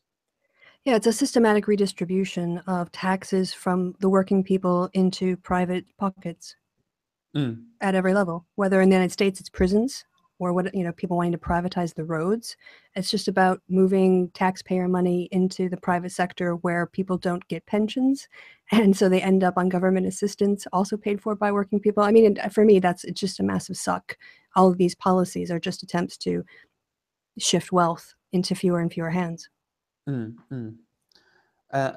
just like and the like the failure to recognize certain like apologia for like Christian values with Jordan B. Peterson as well. Like not people I don't. don't get that. Yeah, I don't get those alliances at all. I didn't get Milo, you know, in his Roman Catholicism, but I get Peterson even less. Yeah. People don't recognize the Christian apologia and the traditional values and all of these sort of things that like are antithetical to a liberal way of life. Like it's really, really bizarre that people don't like wake up and smell the coffee and just be like, hang on a minute, you know, and fly in there like what's that guy? I can't remember his name. Carl Pilkington, just fly in there and just say bullshit. Oh, I love Carl Pilkington. Yeah. He's a wonder to himself. If only he was the leader of the skeptic community, I'd just have a lot more fun. Oh, that would be brilliant. One thing I did want to ask was, during this process of, let's just call it like disenchantment or disillusionment, how did you kind of psychologically cope? Did you sort of like turn inward and think about things more yourself? Did you start listening to other voices or seeking out other opinions? Like, how did you, what's sort of that detachment? Because I'm thinking about a lot of ways when various stages I left religion. And when you leave a paradigm, you're a little bit groundless for a while. And so I was wondering if you felt that sort of groundlessness when these curtains were pulled back, and or what that process was like, that part of it. I was just like a bit shocked and overwhelmed a little bit, I think. Like looking at what's happening with the current like projection and direction that these people are going, which is like fuck principles but my free speech. Kind of like principles should be important because of, you know, science is built on principles. You know, you have claims versus evidence, and that's one big thing that's missing with these people that claim to be intellectuals or people that are looking at things with a skeptical mind, is that they're not doing claims versus evidence anymore. They're doing narrative over facts. And my process for like dealing with this was basically that I was just trying to think about how I felt and what was going through my mind at the time. I think what was going through my mind was just like constant disappointment. Just like being let down at every turn and noticing like what they're going to do now to fuck up, and noticing things that are just rubbing me the wrong way because if it didn't match up with me as a person anymore. Because I was just thinking about it, like if I go down this path that they're going down, what kind of person does that make me? And I didn't want to go down that path because if I feel like I'm a much more jovial and nicer person than they are. You know, especially after that feminist hangout stream, like I just thought, you know, it's not difficult to be better than that. It really isn't. And like I just have more standards for myself and more respect for myself not to go down that path. And just ever since after then, it's just like I'm just just laughing my ass off all the way until my current understanding. You know, I can't believe I took these guys seriously. And I'm just thinking, oh shit, now I've got to go back and check how much like stuff's been fed into my head and how much I've got to fact check what they've given me. And it's just a lot of things to process, really. But to think I've dedicated maybe like 2 to 3 years of my life just thinking about like what they would think about rather than what I would take on as factual, you know. You feel better now compared to how you felt when you were caught up in it, or different? I feel more independent, like not attached to them as much. And you know, I'm thinking for myself a lot more, which is, you know, it's you know, I would say it's difficult. I mean, it's not easy. I mean, if we're being honest about it, thinking for yourself is a very difficult thing, especially when you don't have the time to dedicate to research when you're busy doing other things. And this is why I'm a bit concerned, because if I've got a lot of my musician buddies, they're starting to check out Jordan P. Peterson and take him on as gospel, and they're starting to take on Sargon as gospel. And I've seen a friend of mine who used to be kind of liberal, and he's from Sweden. He's an amazing guitar player, absolutely fantastic. He was just on tour with like Hans Zimmer's band. You know Hans Zimmer, the guy who composes film scores. Oh, right. Okay. Cool. Very like top of his game film scorer. Yeah. You know, I think he did Jaws, possibly. I think he did Jaws, like touring with his band. And I've seen. I feel really bad because like ever since I introduced him to like Sargon. Oh, can you, before you start, because this is going to be important, you've gone all crackly again. Okay. So you just drop out. I think the last time I called it crispy. I don't know why. That's just how it came across. So yeah, crispy, crackly, like a warm fire, something like that. And now you can hear the background noise. I think that's a Vespa going by. All right. Yeah. So yeah. I was saying, as soon as I introduced my friend to Sargon and stuff like that, it kind of validated his sort of like suspicions about how feminists were treating other people and stuff like that. And because he came from Sweden and moved to America, I think he had you know, his fill of it because of how dominated Sweden is by feminism. And I think it validated that, and now he's just gone down like the rabbit hole of like American right-wing politics. And I feel bad for introducing him to him, but he said he's okay because he agrees with it. And because of that, I get slightly concerned now, because I've got friends that don't have the time to research because they're spending most of the time being amazing musicians. So I've got quite a good number of friends who are really, really amazing, and you know, are touring artists and loads of stuff. I won't name drop too many people, but like I do know quite a few people, and they don't have time to do their own research because of they're busy with their own careers. But when they see a 5-minute info video or a 20-minute info video from Sargon, they feel like they don't have to do their research because of he's presenting himself as an authority figure on the subject. Have you thought about sending them H Bomber Guy videos to check out? Because he does a good lampooning in a funny way. Yeah, I like H Bomber Guy. I mean, people give him shit, but like it's unnecessary. Like, you know, I used to hang out with like Fox from the West and go on his streams and stuff, and he used to like really have a go at Sean and Jen and H Bomber Guy, and I was just like, I checked out their content, and I was just like, hang on a minute, this like unrepentant hate of them doesn't stack up to what their content produces. It doesn't match. It's a kind of a big disconnect, because for one thing, like H Bomber Guy mostly does like film critiques and series critiques and game critiques most of the time. And then for people like Fox from the West and maybe Kraut, sometimes they would just like look at them and just go be like, well, because of their slightly on their social justicey side, that they deserve all my ire. Yeah, it's just it doesn't add up for me.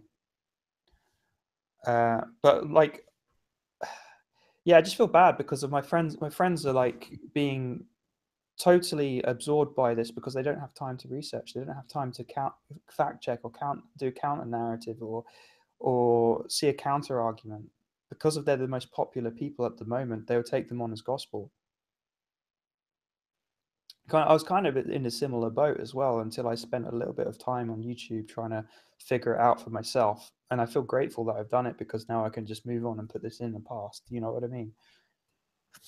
Yeah, and so speaking of that, where are you now, and where do you want to go? Like, where are you in the direction of? What kind of things are you watching? What kinds of things are you thinking about, or reading, or listening to for podcasts? Well, here's my conclusion from getting involved in the skeptic sphere and I would call them political pundits, not skeptics, and I would call them skeptics, and I would call them just the outrage machine, really. And my conclusion was is that after I got threatened to be sued by V, I was thinking eventually you're going to be doxxed.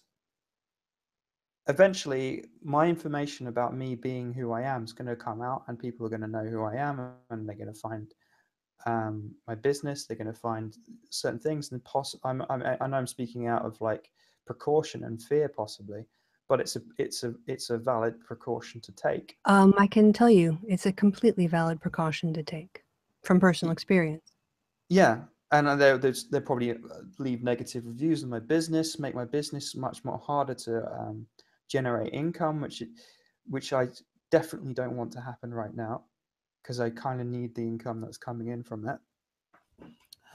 And I don't, and I was just thinking, like, after like V threatened to sue me, and after all of this stuff that's happened to a few people around me that have their information leaked, I didn't want to necessarily go down that path. And I just thought, is it worth it?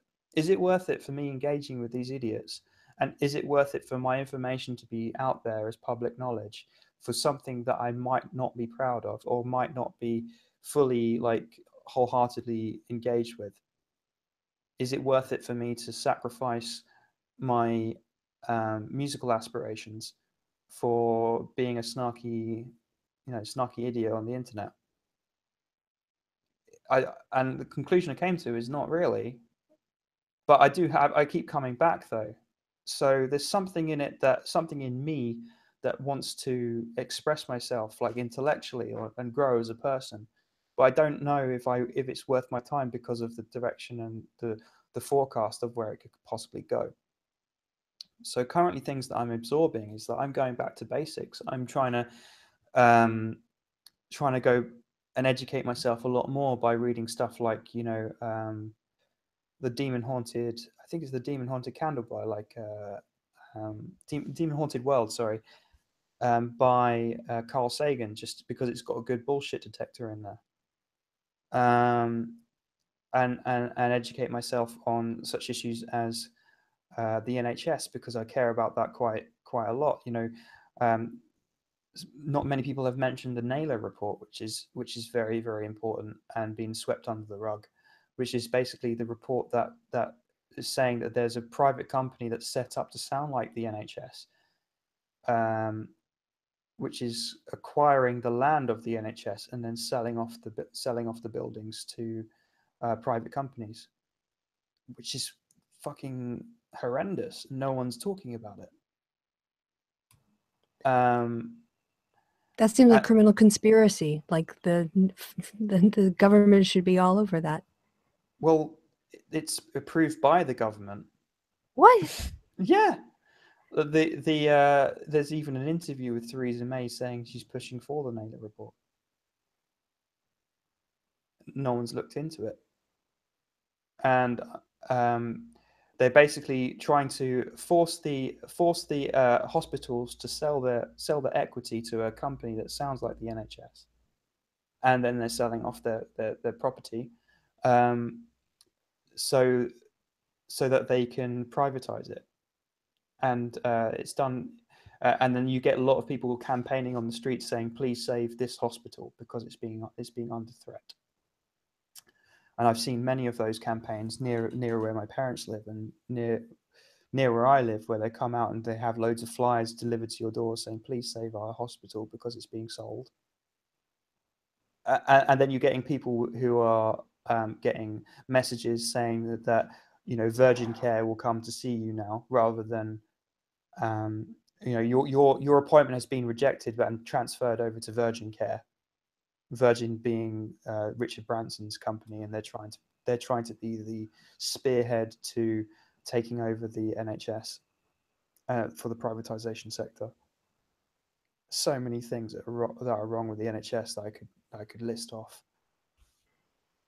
Oh yeah, another one of those things. Apparently, they're proposing that before going to A&E, accident and emergency, they want you to go to your GP first. What? Yes. That's what's being proposed by the leader of the Ministry of Health. That doesn't even make sense. It doesn't make sense, but they're proposing it because they want to do their best to sabotage the NHS for sale. Yeah. So it sounds like you've moved out of the realm of imaginary dragons into the world of actually, fighting the creeping capitalism that the conservatives are imposing on the country. I don't have nothing wrong with capitalism, but I have something wrong with privatizing basic human rights. All right, you're right. I will take note. I'll take that. I'll definitely take that correction on what I should have said. The privatization. I'm for capitalism too. I think highly regulated capitalism is a very good way of organizing an economy, and that's going to make a lot of people angry at me. But that's okay. I can reasonably disagree with my friends on economics. But yes, it's the privatization element of it into something that really does not make sense as a for-profit industry. And then people cry on Sargon's side, like, "Oh my God, I can't believe people would vote for Jeremy Corbyn. I can't believe that they lost the majority vote in the Houses of Parliament," and they wonder why. People are getting more clued up than people think though. At the same time, you get people who are absorbing content like Sargon's and Bearings and all that, and then taking it in as gospel. You're getting a lot of people on the ground level who are hard workers that are seeing their rights being trampled upon, and they're just going, "No, we've had enough." I mean, we've had what, like 3 terms of Tories? I think. Yeah. We've had like nearly a decade of Tories, Mm-hmm. and people are feeling the pinch, and people are 2010. not. Well, coalition, 2010 coalition. Yeah, as well. Yeah. I would definitely count that because of like the Lib Dems were marginalized. They didn't have a say really. Although we have to say they did act as a brake. They did make that argument that you need us because otherwise you have no idea what these guys are going to get up to. Now we know. Well, they did help. Yeah, but it was pretty much more stopping bad things from coming up than actually solving bad things that were out in public. But yeah. I mean, you're right. It's predominantly conservative government, or it's been consistently a conservative government in power for 3 terms now. Yeah. And then I got even more concerned when when even my mother was sharing like Britain First pages. Yeah. Because she's conservative. My parents are conservative. And I think the right wing in the country like have had a long enough run as it is, and people are allowing them to propagate themselves and make themselves constantly continue because of people are using useful idiots on the left as bait to say, "Look at the left, look how loony they are acting." And they're not actually addressing any left talking points. They're not actually saying that these are the actual problems that they're dealing with. Let's look at them fairly and steelman them. Definitely not happening. It's not happening at all. And that's my main complaint. And my main concern that I could bring attention to. But as I said, I don't know if I want to continue doing my YouTube videos because of eventually the trajectory of where this is going to go is that people are going to find out who I am, and then it's going to affect my business, and I would have to rely on my Patreon for my YouTube channel, and I'll be spending more time researching than I am practicing my guitar. Well, if you did a video on something like the Naylor Report, I was thinking of that's doing gonna completely fly under their radar. That's not ponage material, but it's something you care about. And more, if you don't feel like it's being talked about enough, then you should talk about it. Yeah, sure. Well, it's just I don't know how much of effect I have. Do you know what I mean? Like, I don't know how much me contributing to this is going to actually make people talk about it. Well, how much effect would you have if you did nothing? That's true. That's also true. I mean, if you get 5 people now, and then in a year's time you get 100, 1,500 people because of word of mouth, and 3 years from now, I mean, the Tories, what they've got is still a 5-year rule before they would have to call a government. So you've got time to build an audience and become sort of a monitor on this issue if you care about it. I mean, I don't want to tell you what to do, but I would. Well, I I'm was just just trying thinking to. of doing like possibly a series on it and just analyzing it from an American standpoint as well, so Americans can understand where I'm coming from. Just sort of like the economic argument of why this is a better system than private health insurance as well. And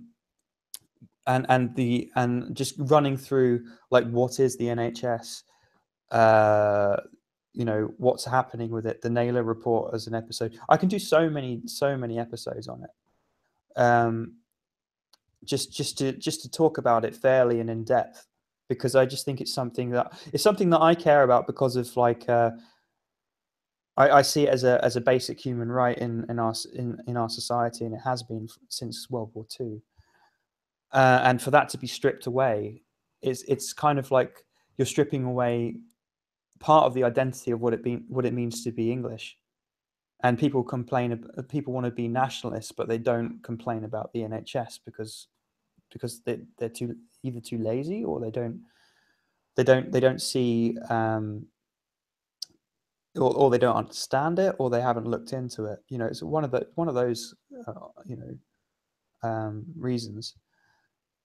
And the other thing is that people haven't done a hindsight on Brexit as well. And I didn't. I'll be 100% honest, and I say I didn't vote in the Brexit debacle, because at that time I was still into like Sargon and all that sort of stuff, and I felt like Sargon wasn't being 100% honest with the Brexit stuff, because I think there's a lot of misinformation going around on both sides, and I couldn't make up my mind because of that. I didn't have time to research as well, because I was busy setting myself up in my career, and I think I was at university at that point as well. So there's that. I would like to do maybe possibly like a retrospect on that, and I'll be honest and say that I didn't vote, but here's what's happening. If there was a referendum, I'd probably vote Remain, because of how much it's affected the economy, and how much it's affected worker rights, and how much it's affected immigrants as well, and the amount of hate crimes that came up because of the vote as well was kind of appalling. Can I just say, as a social scientist, please make that video, because I do qualitative research on political attitudes, and since we're studying Brexit, that's something I would absolutely be fascinated to watch and hear what you had to say. Also, quickly, before you continue on the Brexit thought, are you willing to take a couple questions from the chat before we wrap everything up? Certainly. Yeah. Okay, so I'm gonna go, there's a delay, so I'll go ahead and look in the chat for people to write some questions. But if you want to finish up on your thoughts about why you would have voted Remain and the consequences of it. The vote.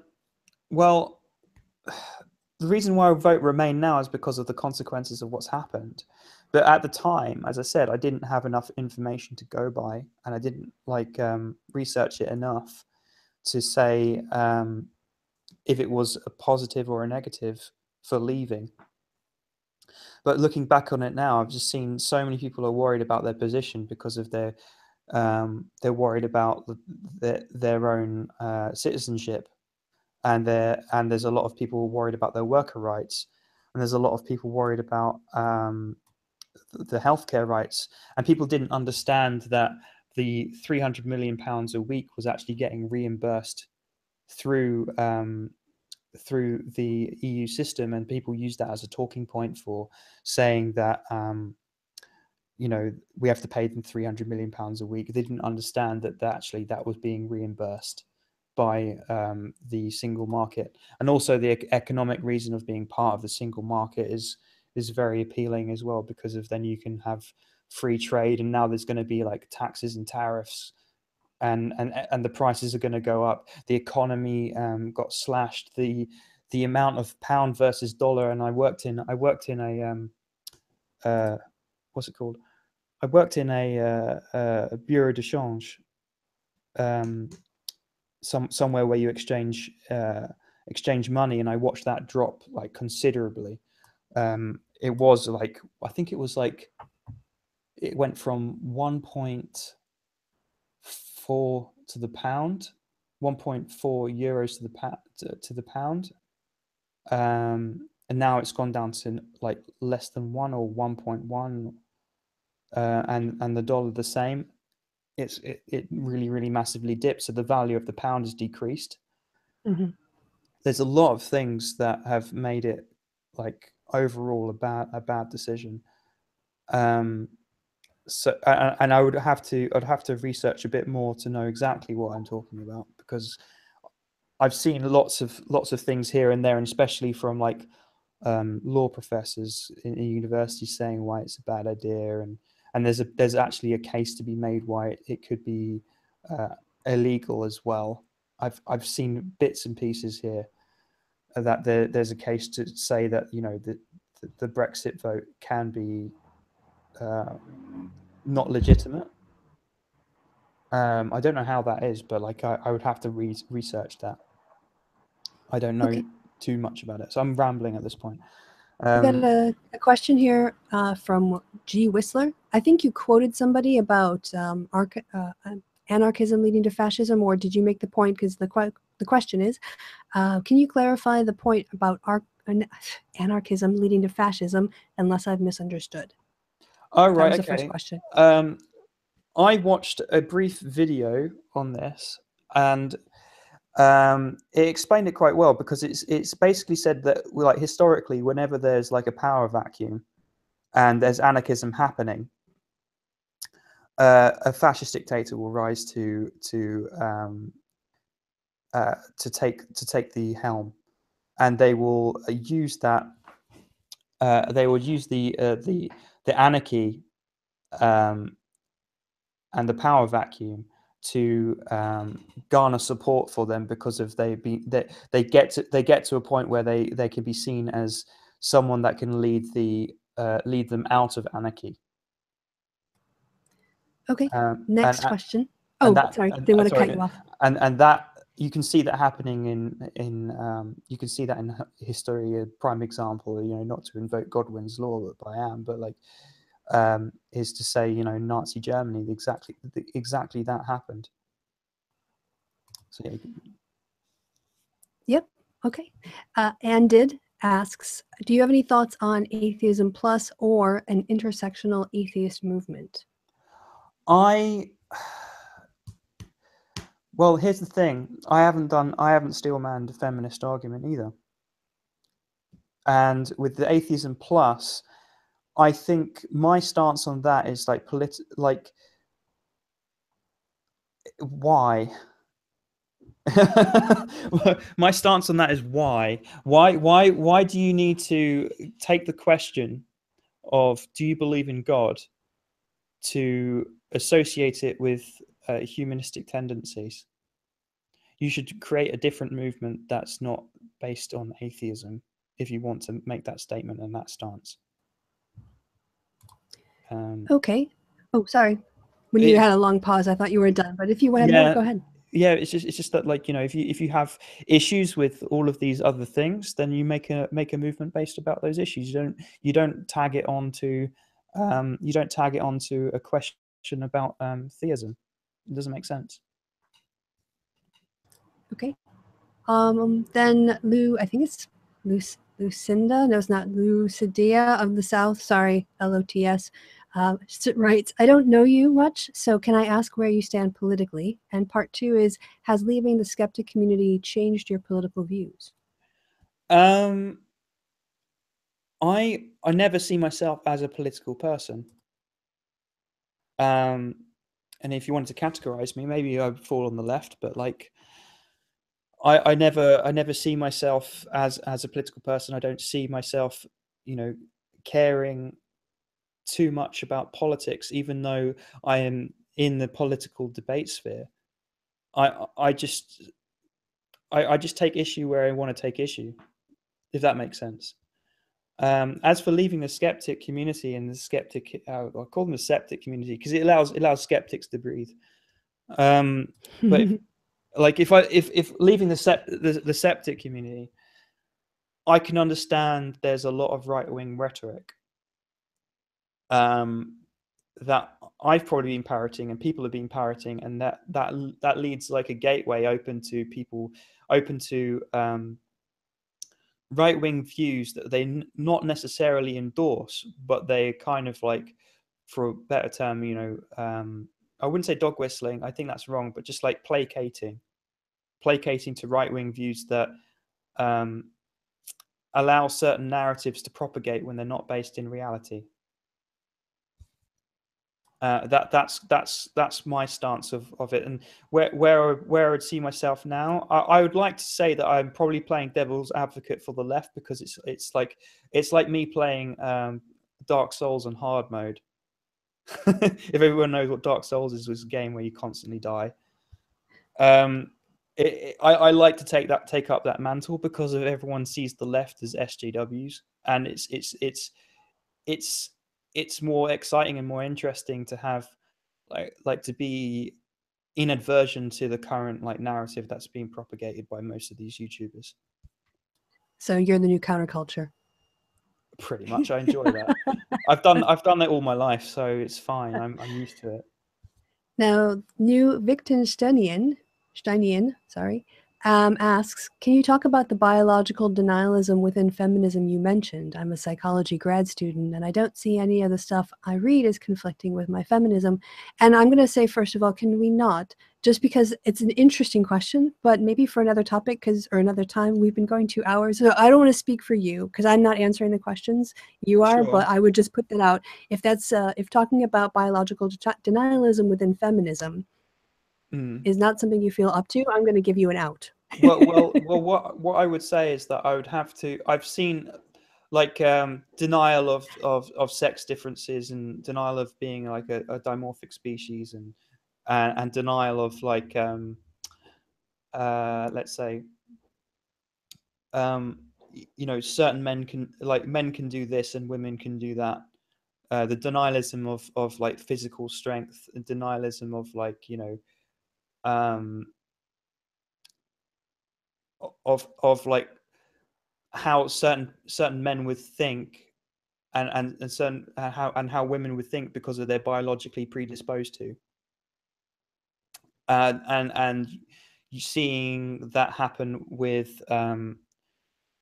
gender, saying with gender roles, and saying like gender roles, fuck gender roles, when there could be arguments from biology that could support these gender roles, because if you're going against that, you're going against I don't want to invoke a natural fallacy, but like I would say the majority of people fall into the category of following their own biological determinism. And to argue against that is biological denialism, in my view. But I would want to research it a bit more heavily to state my point, though, and Okay. pick out specific people and specific like views. I would have to research that a bit more. But I have seen that happen briefly. I haven't fully delved into it. I think that's fair. It's a hangout, so you shouldn't be expected to have everything off the top of your head. But I think that was a good summary, I think, of what the questioner was, or the querent was asking. This one I don't understand, but maybe you will. Maybe it's a joke. Chunk Yogurt asks, do you think that the petrodollar will collapse? Petrodollar. Yeah. I don't know what he means by petrodollar. Me neither. Okay, that might have just been a joke one. Yeah. All right. And then of course I've lost my place. Damn it. Oh, I think I went too far down. Sorry, everybody in the chat. This is a new thing that I'm trying. Going back up. Oh, if you guys wouldn't talk so much. Should we send all anti-feminists to the gulag for Ron Think? Oh, are you reading it? Yeah. Oh, good. Yeah, if you can read it yourself, yeah, go ahead. Yeah. As for that, I know that's a joke. That's funny. Like, no. I don't think all anti-feminists are, they're not wrong thinkers. I just think that there used to be old school skeptics, and they just saw the flavor of the month, and they've run with it, and now they've beaten they're beating a dead horse at this point, and they can't admit it to themselves because of the amount of audience that they've built for it. And it's sad when you see people, like, prime example of someone who's pounded the horse to dust is Shoe on Head.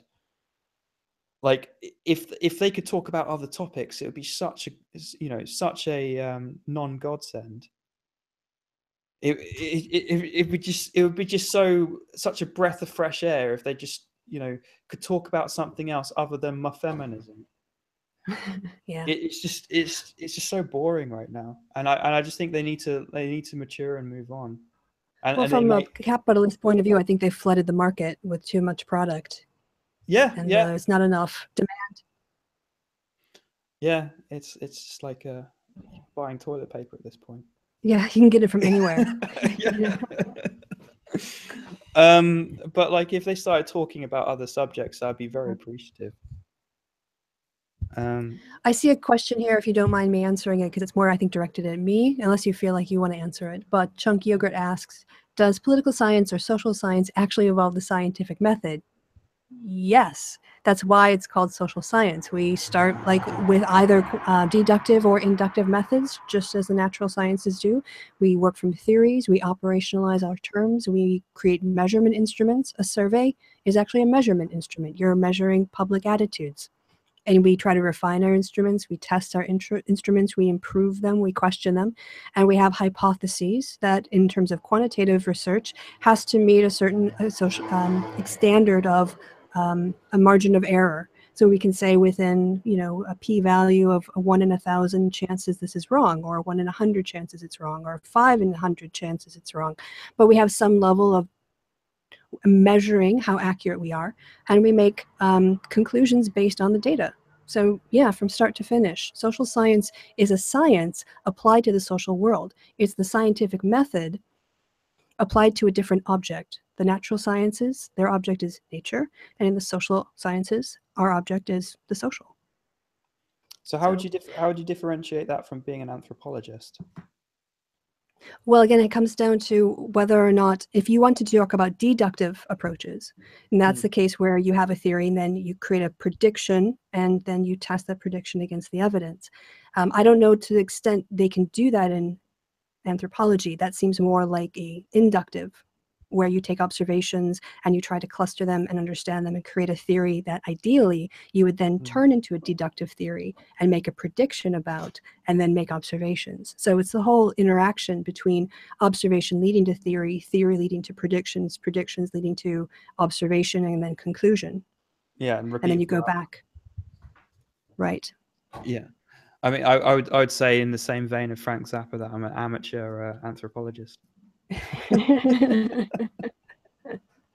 So since you thankfully can see the chat as well, were there any other questions in there that you wanted to address? I've got about 10 more minutes, and then I actually have a friend stopping by at the bottom of the hour, so I have to wrap up. But something. I'm just having a look through.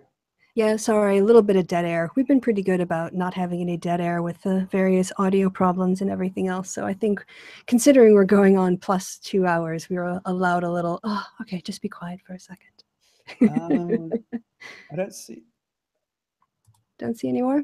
Oh yeah, I see that someone like saying like Sargon is a mouthpiece of Pole. How the fuck is he a liberal? Lol, lol, lol, lol, lol, lol. That's another thing that I really despise is that he won't come out and say that he's on the right. Everyone goes, oh, Sargon's left wing, but like if you see who he's voted for and the things that he talks about and how he acts, it's not congruent with the stances that he takes. He's not left at all. Well, no, Sargon is left wing for the 18th century. He's really left wing for the 18th century. Yeah. That's where he is. Like the classical liberal thing. If you actually look at it and actually understand what classical liberal is, it just means you're a regressive. Yeah, basically. It's really fucking weird. Like you say you're a classical liberal, and then you go, well, a classical liberal, a liberal from like the 1800s, doesn't that make you regressive? Like logically, it does. It does. It's so silly. Like so. Well, I think I'm a classical liberal, says Dave Rubin. So you're saying I'm a lefty regressive. Yeah. What? It's like what? Like how dumb can you be when you try and take up this meme? I understand that some principles like of being a classical liberal can be applied today, but if you don't understand that like over time things evolve, then you're a bit of an idiot. Well, you might say that. I couldn't possibly comment. Right. That's a little, I don't know, old school House of Cards, Francis Urquhart callback for people who are middle-aged and familiar with British drama. Right. So the original House of Cards, it's a very good series. Go watch it. Yeah. I think on that 18th century leftist bombshell, we'll wrap it up. I want to say we had over 50 viewers at one point. Sure. So, and I was just going to say, like, if if people want me to make videos, it would be really encouraging if they said so, because of like I'm currently umming and ahhing as whether I want to continue or not. Because like I've been that way for 6 months because I've been mainly focusing on building up my business. But like, if people want me to make videos, then just tell me, because if it will give me some encouragement to do so. Well, why don't you direct them to a video that you think would be a good sample of your work? And they've got the link to the conversation you had with Crazy Hair in the description box already. So sure. Maybe, I don't know if you want to direct them there to leave comments or to something else that if they aren't that familiar with your content. I'd say the most popular video that I did post to Sargon, which is what? Sorry, that was my fault. I tried to mute myself because of the background noise. So the most popular video you did was what to Sargon? My most popular video I did to Sargon was more of a question. It was like, what is Sargon's culture war? And that's another thing that was bullshit as well. I'm not going to go into that. That was another stream. But like, yeah, if you watch that video, then you can kind of get a picture of where I'm at and the inherent problem with skepticism on YouTube. I think that's another video that I did as well. I think if you'll probably kind of get where I'm coming from there, and there isn't much like SJW versus anti-SJW sort of stuff. It's just like I'm tired of that argument. Can we please get back to claims and evidence? Yeah. That's where I'm coming from, is mostly my channel. And then I drag you on here to talk about exactly that. Yeah. Every time I try to get out, they keep pulling me back in. Yeah. I feel exactly like that. At the same time, like I kind of put myself in the position, because that's right. Sometimes like I shut down my Twitter account because I can't focus on what I need to get on with. So if my Twitter account, if you go on my Twitter account and you find me like disconnected or whatever, it's because I'm focusing on other things, and I might come back, but like it's kind of, I'm kind of in two minds at the moment. Like, do I want to continue? Do I want to stop? I don't know. If you want to encourage me, then subscribe to my channel. And if you want to just send me a message, send me a DM or something like that with some appreciation, or like, would you like message me with some sort of like inkling of like, you want me to make videos, then it would encourage me to do so. Because if I don't know, I don't feel like I'm that important. I'm kind of just, trying to keep things simple, and I'm only one guy with an opinion, really. anyone who watched the video, either live stream or watching it afterwards, is I would ask you to go give him a sincere checkout. Go try out his videos. Go see if it's content that you think you would enjoy. And if so, I encourage you to sub. I've subbed. That's actually how I found the conversation that led to this conversation. So I think it's worth it. And I would encourage you guys to check it out to see whether or not you think it's worth it too. And if you do, show him your support and let him know in the comments. So tell him what you like about it, or maybe what you want to hear about. Anything else, I'm sure he'd really appreciate it. Cheers. Thank you. Thank you very much for having me on. Yeah. Well, then I guess all that's left to be said, guys, is that I've been Kristi. You've been awesome. Stercore has also been awesome. And until next time, I'll see you guys again soon. So bye from me, and then also a chance to say bye from Stercore. Say bye, Stercore. See you later. Bye.